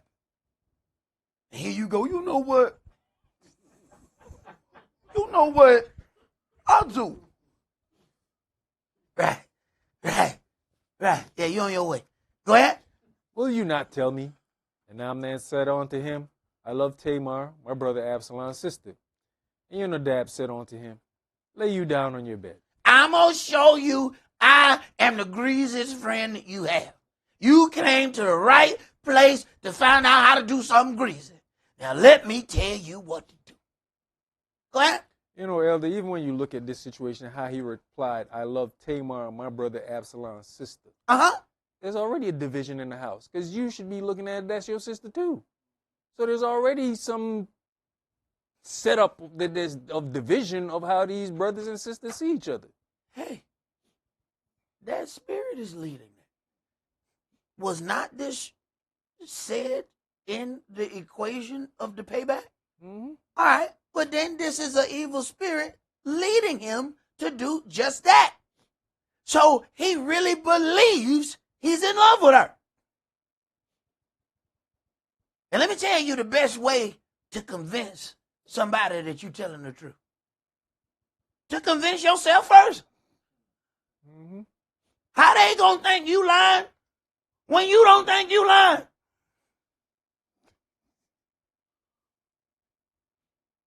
Go ahead. And Jonadab said unto him, Lay you down on your bed and make yourself sick. Mm-hmm. And when your father comes to see you, say unto him, I pray you, let my sister Tamar come and give me meat, and dress the meat in my sight, that I may see it and eat it at her hand. So Amnon lay down and made himself sick.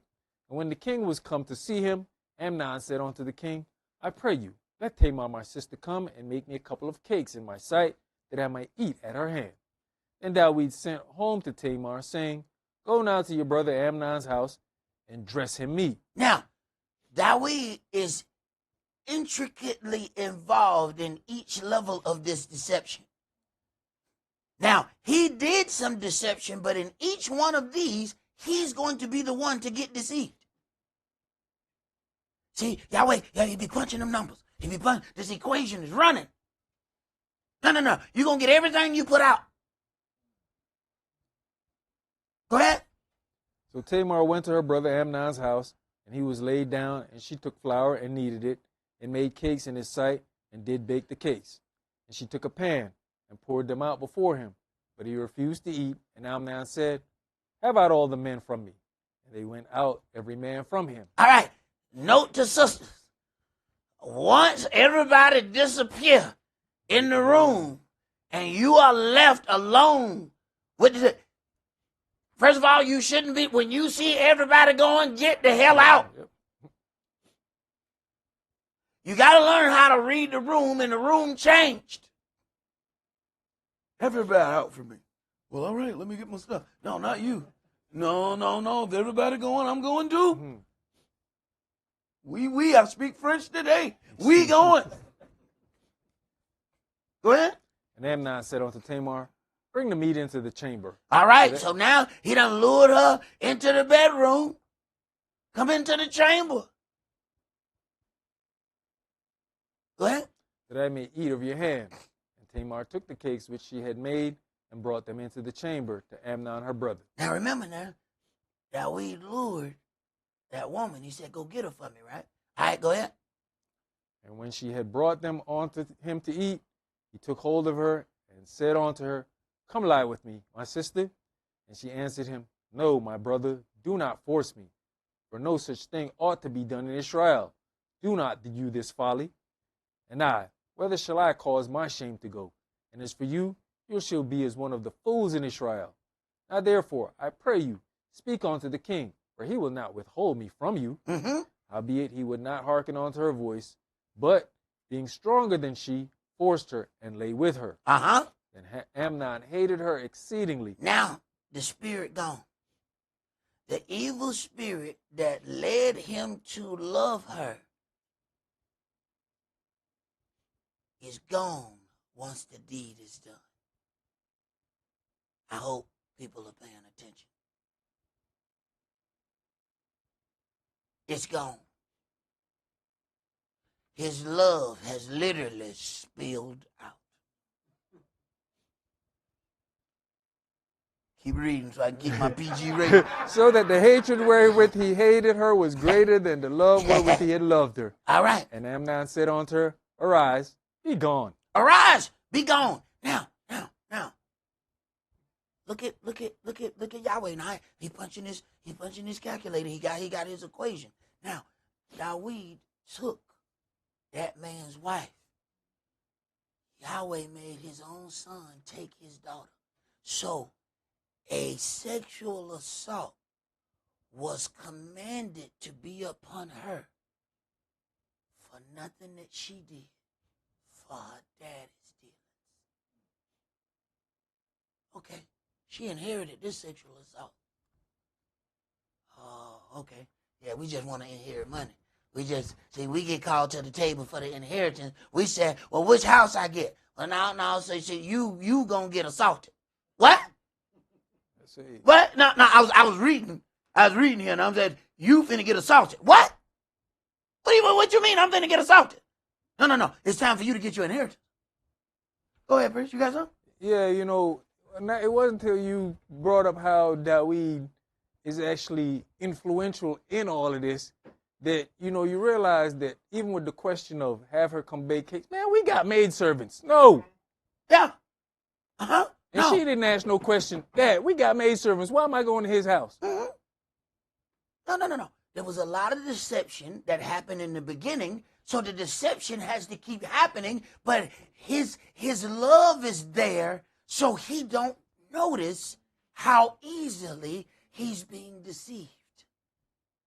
And the king's a very, very intelligent man. He's a warrior, okay? But one thing you can still get to, sometimes the only way to get to the hardest individual is through their kids. See, you can't hurt them because they don't care nothing about nothing. They'll die today. You tell them this, hey, man, today going to be your day. Well, bring it on then. Where death at? I said death. They say, oh, no. I meant one of your kids. No, not my babies. See, you don't understand. Even the hardest man, when he loves his babies, sometimes it's the only way. So while he is resting in this long period of peace that he has, these kids have to inherit his dealings. So now you got a murderer and a rapist. Because now there's something going on in the head of this brother whose sister just had this deed happen. Where we at, brother? Jump to verse 19. Verse 19. I think you're making the media department job rough. Essay, brother, essay. Essay. I'm sorry, I said the wrong word. Go ahead. Verse 19. And Tamar put ashes on her head and rent her garment of diverse colors that was on her, and laid her hand on her head and went on crying. And Absalom, her brother, said unto her, Has Amnon your brother been with you? But hold now your peace, my sister. He is your brother. Regard not this thing.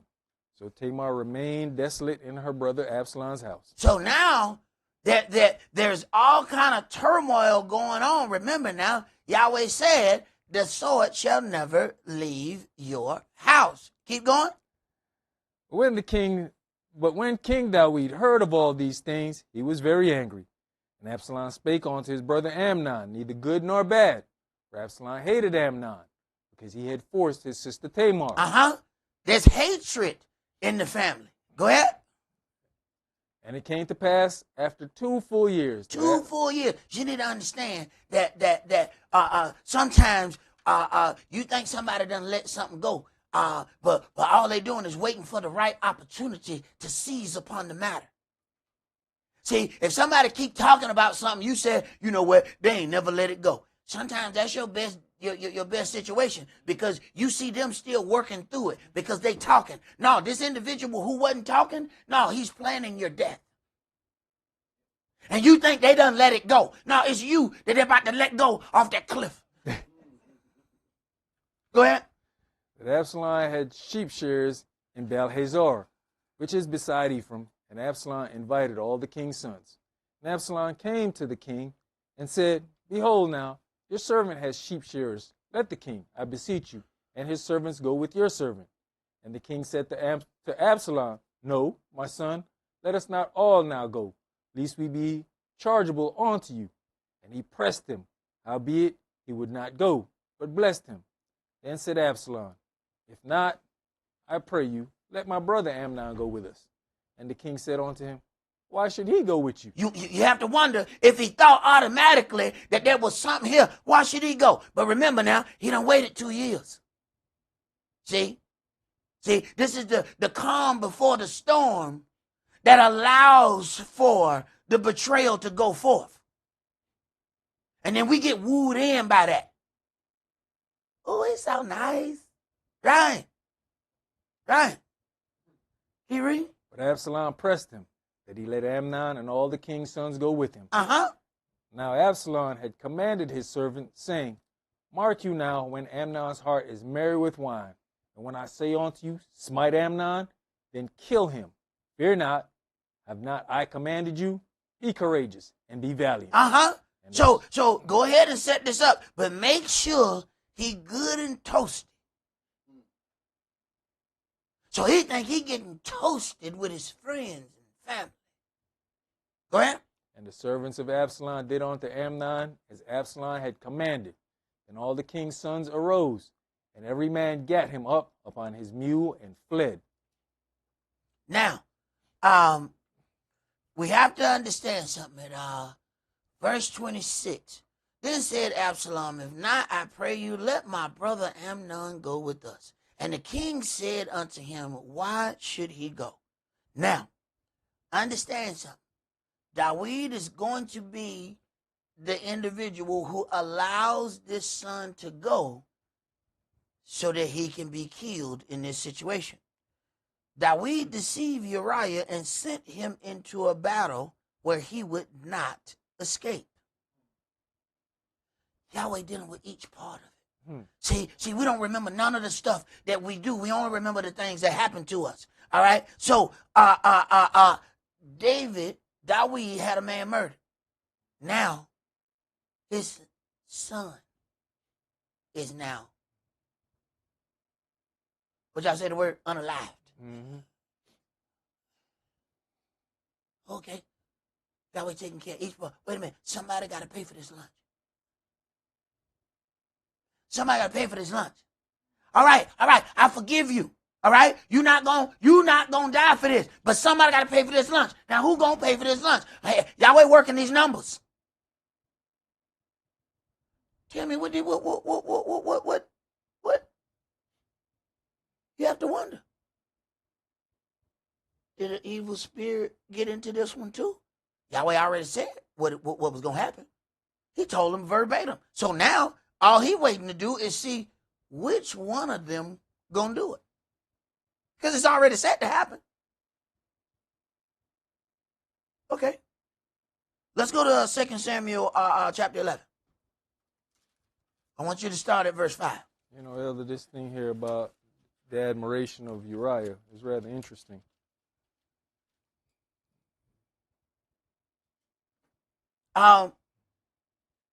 We're gonna get to that right after we read this, because you have to look at David's son was unalived by his own son. So you have to consider, as we read this next part, you're gonna see how Uriah loved the kingdom and the king. So ultimately, David then has to be betrayed by someone he adores. Because this is how Uriah seen him. No, man. Yahweh's all in this mix. He's mixing. I'm trying to tell you, if you slow down, you can taste every ingredient in the cake. 2 Samuel chapter 11, let's start at verse 5.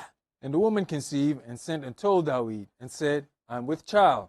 And David sent to Joab, saying, Send me Uriah the Hittite. And Joab sent Uriah to David. And when Uriah was come unto David, David demanded of him how Joab did, and how the people did, and how the war prospered. And David said to Uriah, Go down to your house and wash your feet. And Uriah departed out of the king's house, and there followed him a mess of meat from the king. So now the king has impregnated this man's wife. He then now sends the man, pulls him out the war, so he can go home to his wife, and then they can think it's his. Go ahead. But Uriah slept at the door of the king's house with all the servants of his master. Now we don't understand how powerful this is.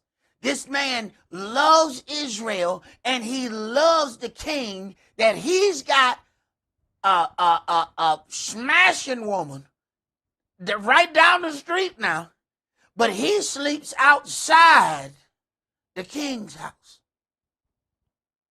This woman was so when David saw it, he said, "Who is that?" They said that Uriah's wife. I said, I need to talk to her this minute. Now, he saw it and couldn't contain himself, and he got 12, 13 wives over here. But he said, I don't know what that is, but I need it here. Now, here come Uriah. This is all he got.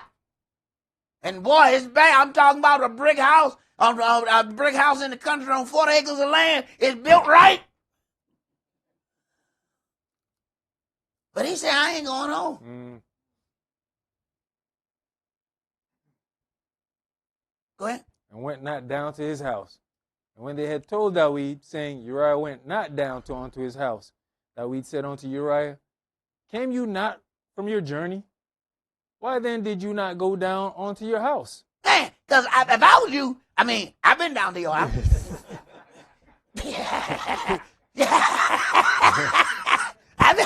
I've been down to your house. You should surely go down to your house. Because boy, I don't know how you ever left. Right. Go ahead. And Uriah said unto David, The ark and Israel and Yehudah abide in tents. Oh, man. And my master Joab and the man. servants of my master. Come on, man. The man got honor, bro. The man got honor, bro. He is a honor-filled man.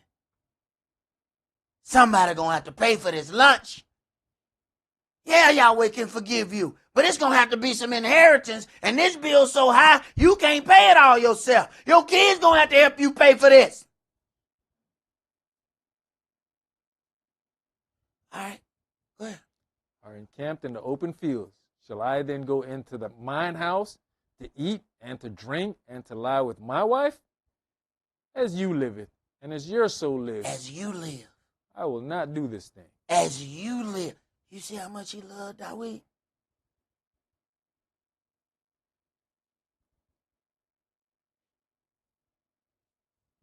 Let's go to chapter 19. See, we forget. Our Father is loving. He's full of mercy. But I tell you what, he also gonna pay for that lunch. Somebody got to pay for this lunch.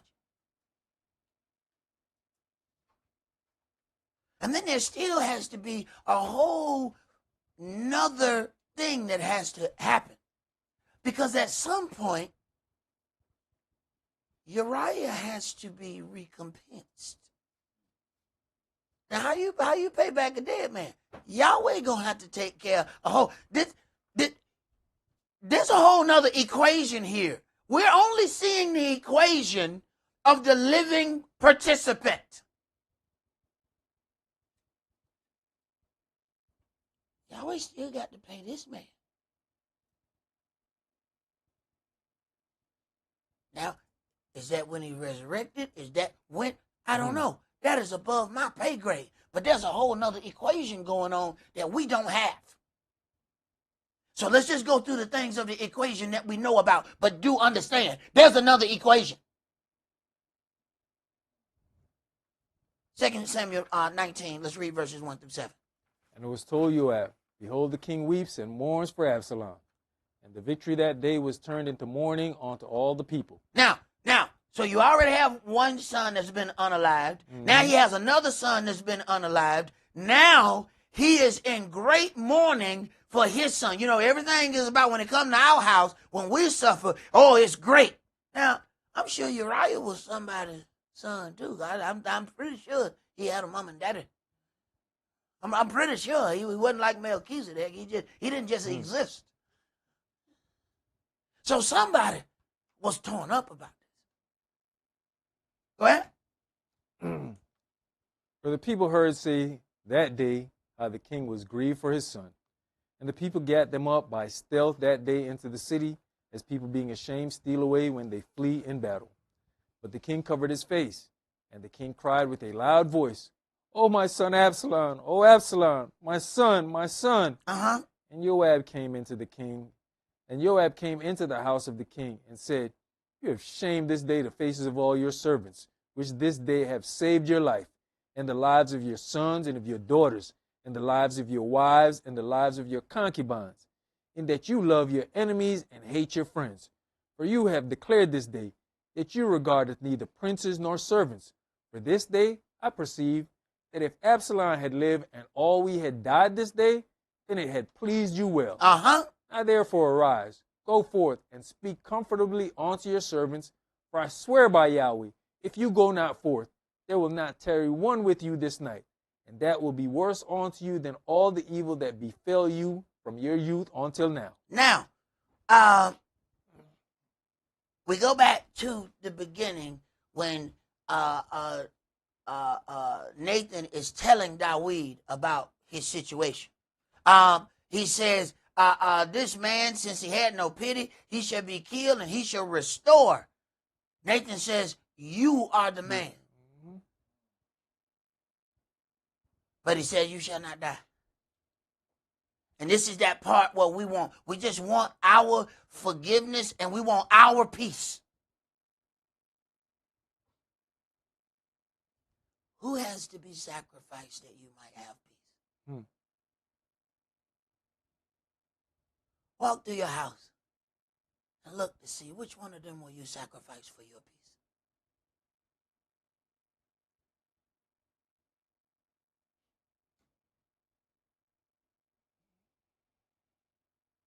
Let's go to 2 Samuel chapter 16.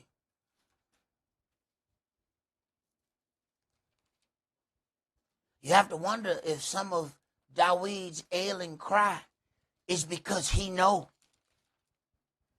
He remember what was told to him.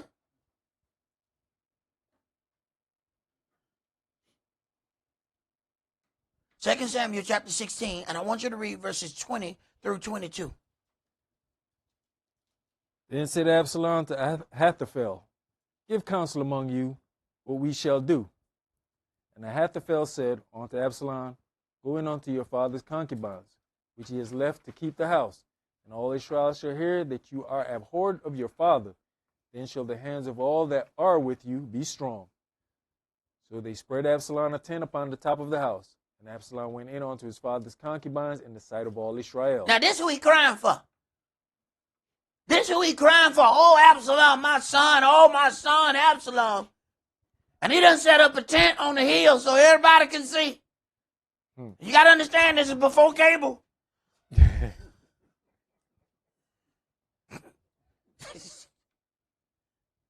There wasn't no internet. You couldn't go and look at it today. This is deep. What's happening right now? But remember, Yahweh says you did it in secret. I'm going to do it in the sight of the sun. Every last part Yahweh is dealing with. So when we got something on our account, You can either pay for it in your lifetime or you can pass that bill off to your children. What do you want to do? You want to have peace? Are you willing to have it at their expense?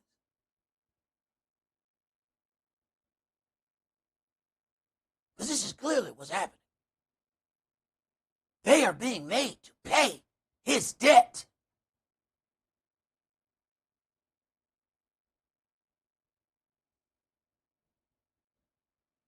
Let's go to Ezekiel chapter 18.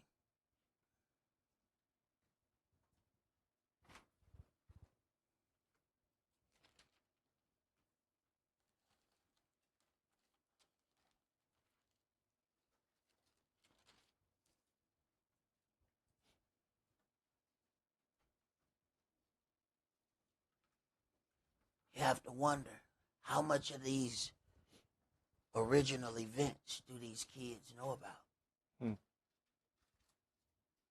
You know, there's people off in that kingdom that's like, Well, I know exactly why this happened. you know, in that circle, you get shielded from a lot of things. They're not talking to you, but they're talking amongst one another. Mm-hmm. Because there's other people that remember those events, because those events were public.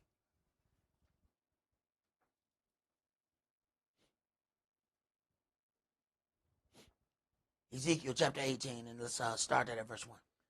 The word of Yahweh came on to me again, saying, What mean you that you use this proverb concerning the land of Israel, saying, The fathers have eaten sour grapes, and the children's teeth are set on edge?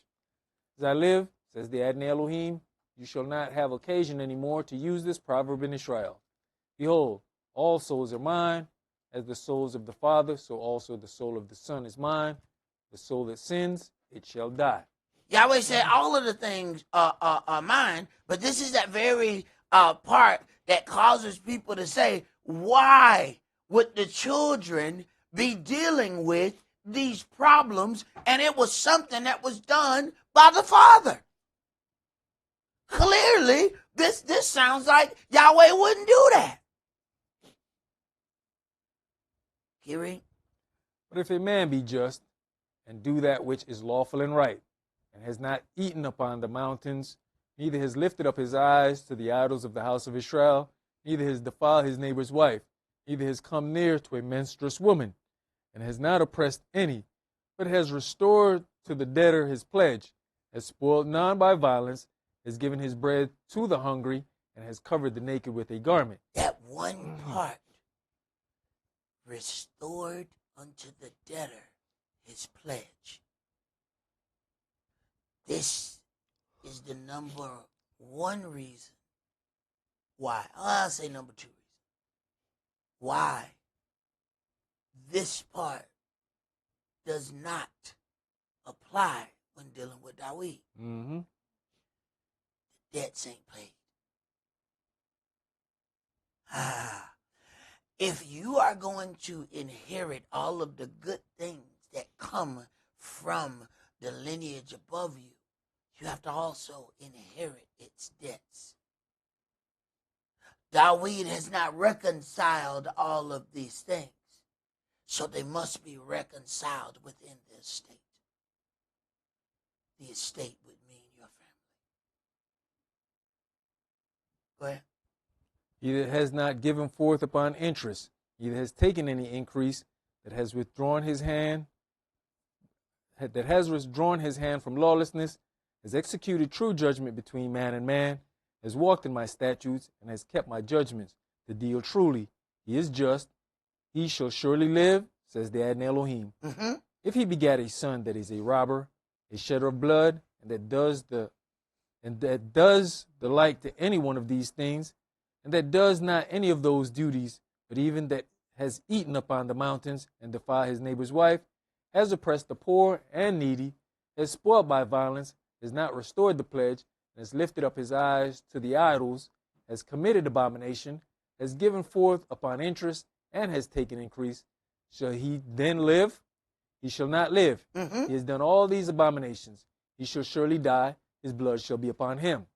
Now, lo, If he beget a son that sees all his father's sins, which he has done, and considers and does not such like, that has not eaten upon the mountains, neither has lifted up his eyes to the idols of the house of Israel, has not defiled his neighbor's wife, neither has oppressed any, has not withholden the pledge, neither has spoiled by violence, but has given his bread to the hungry, and has covered the naked with a garment, that has taken of his hand from the poor, that has not received interest nor increase, that has executed by judgments, has walked in my statutes, he shall not die for the lawlessness of his father, he shall surely live. Now wait, when you read these things, it said, well, wait a minute. Why did all of this pass down to David if the children shall not go through all of this for the father?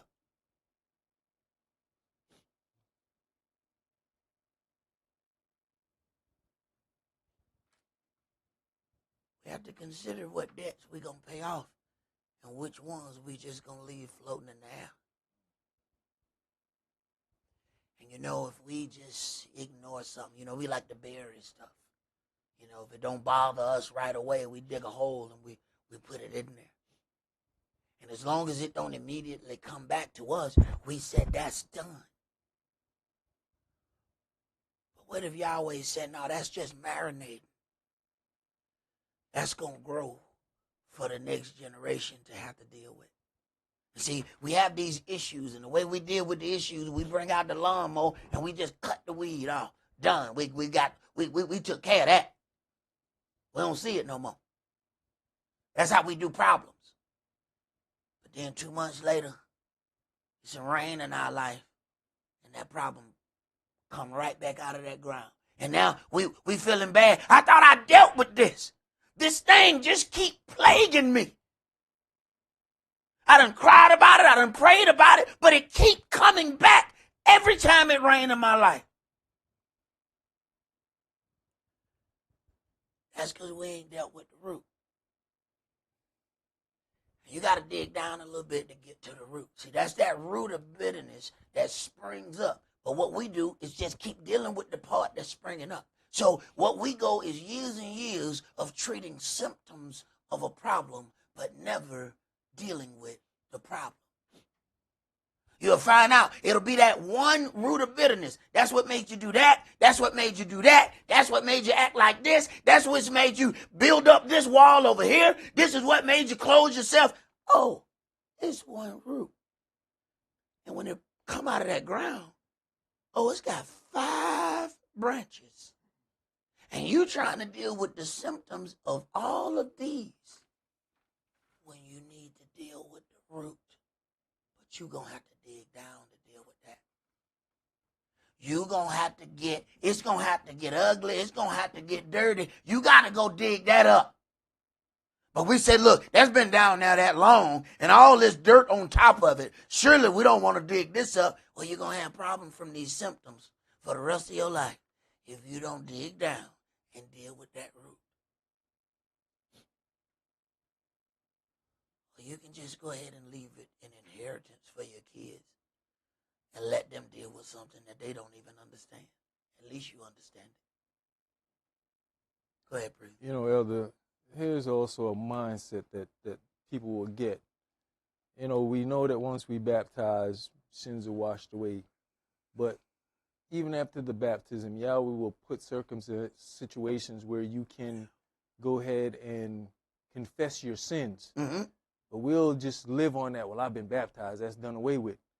But like you say, it keeps coming back.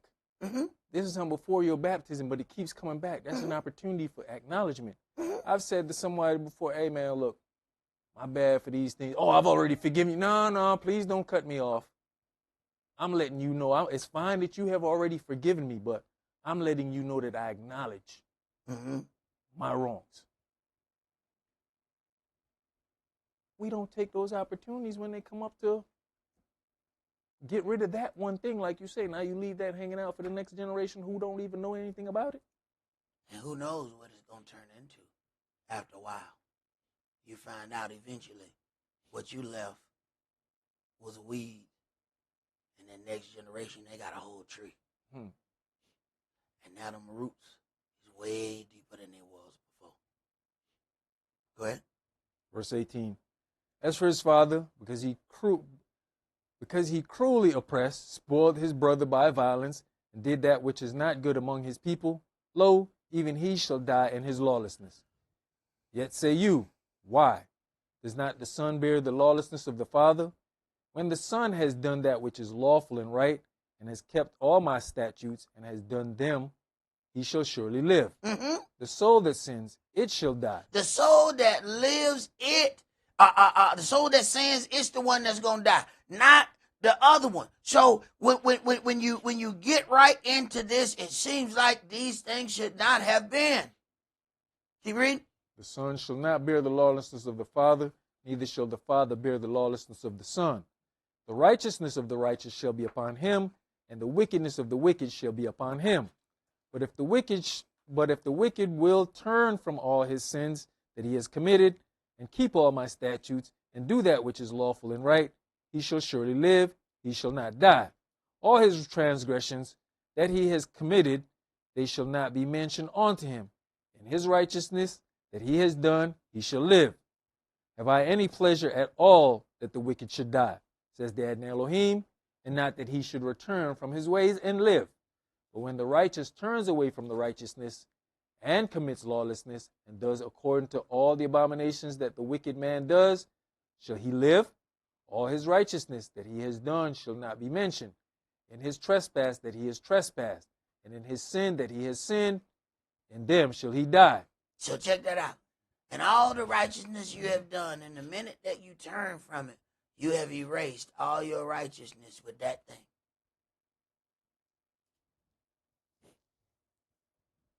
Until you deal with it. Go ahead. Yet you say the way of the Adonai is not equal. Hear now, O house of Israel, is not my way equal, and not your ways unequal? When a righteous man turns away from his righteousness and commits lawlessness and dies in them, for his lawlessness that he has done shall he die.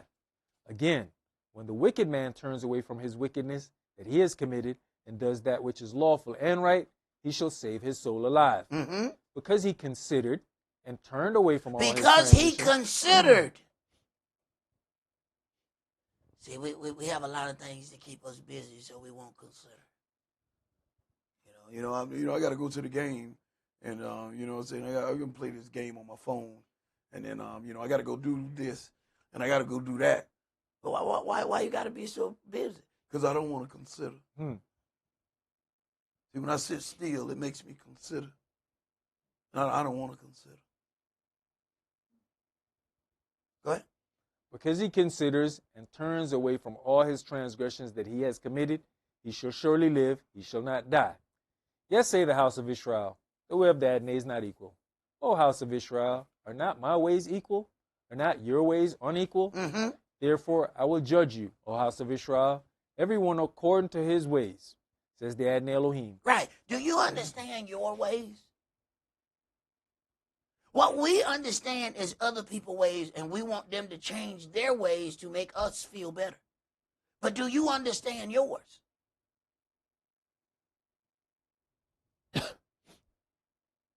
Go ahead. Repent and turn yourselves from your transgressions, so lawlessness shall not be your ruin. Cast away from you all your transgressions, whereby you have transgressed, and make you a new heart and a new spirit. For why will you die, O house of Israel? For I have no pleasure in the death of him that dies, says the Adonai Elohim. Wherefore turn yourselves and live you. Turn yourselves and live. He has no pleasure in the death of him that sins. Now, we talked about one reason this didn't apply, because there was debt. It says, if he have restored the pledge, you ain't paid that back, then that's a live debt. Live debt passes on. The debt don't die because the person who originated the debt died. If there's an estate, debt is tied to that estate. So, the debt is one reason it didn't apply. The next thing is we have to consider when something is put into play. Go to the next graphic, and I want you to read what's there for me. Time period of this statement, Ezekiel 1 and 3. The word of Yahweh came expressly unto Ezekiel the priest, the son of Buzi, in the land of the Chaldeans by the river Kibar, and the hand of Yahweh was there upon him. So when we talk about the beginning of what's happening, they're in captivity. So when you get down, that's Ezekiel 1. When you get to Ezekiel 18, and he's saying the son shall not bear this, understand the time period that we're dealing with. Now, let us hear the conclusion of this matter. Go to Exodus chapter 20.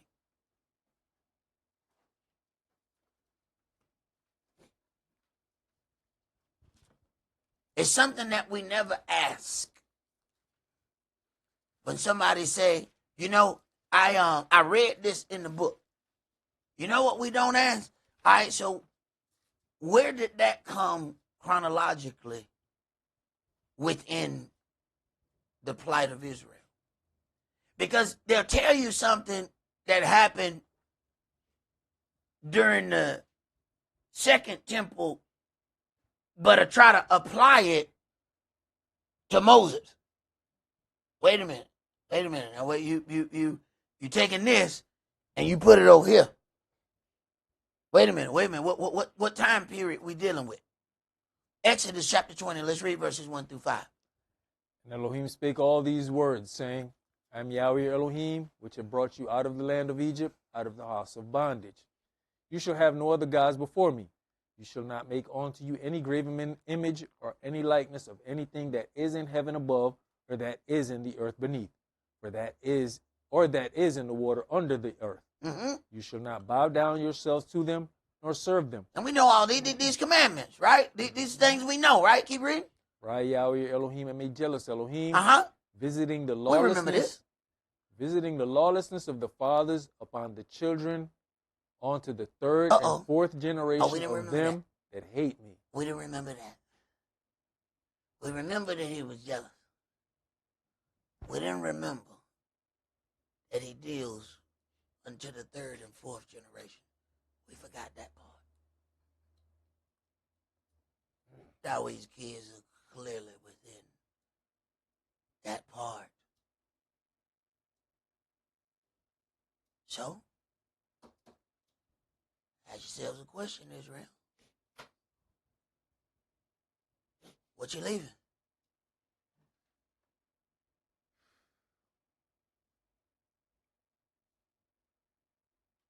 What's in your estate that you passing on?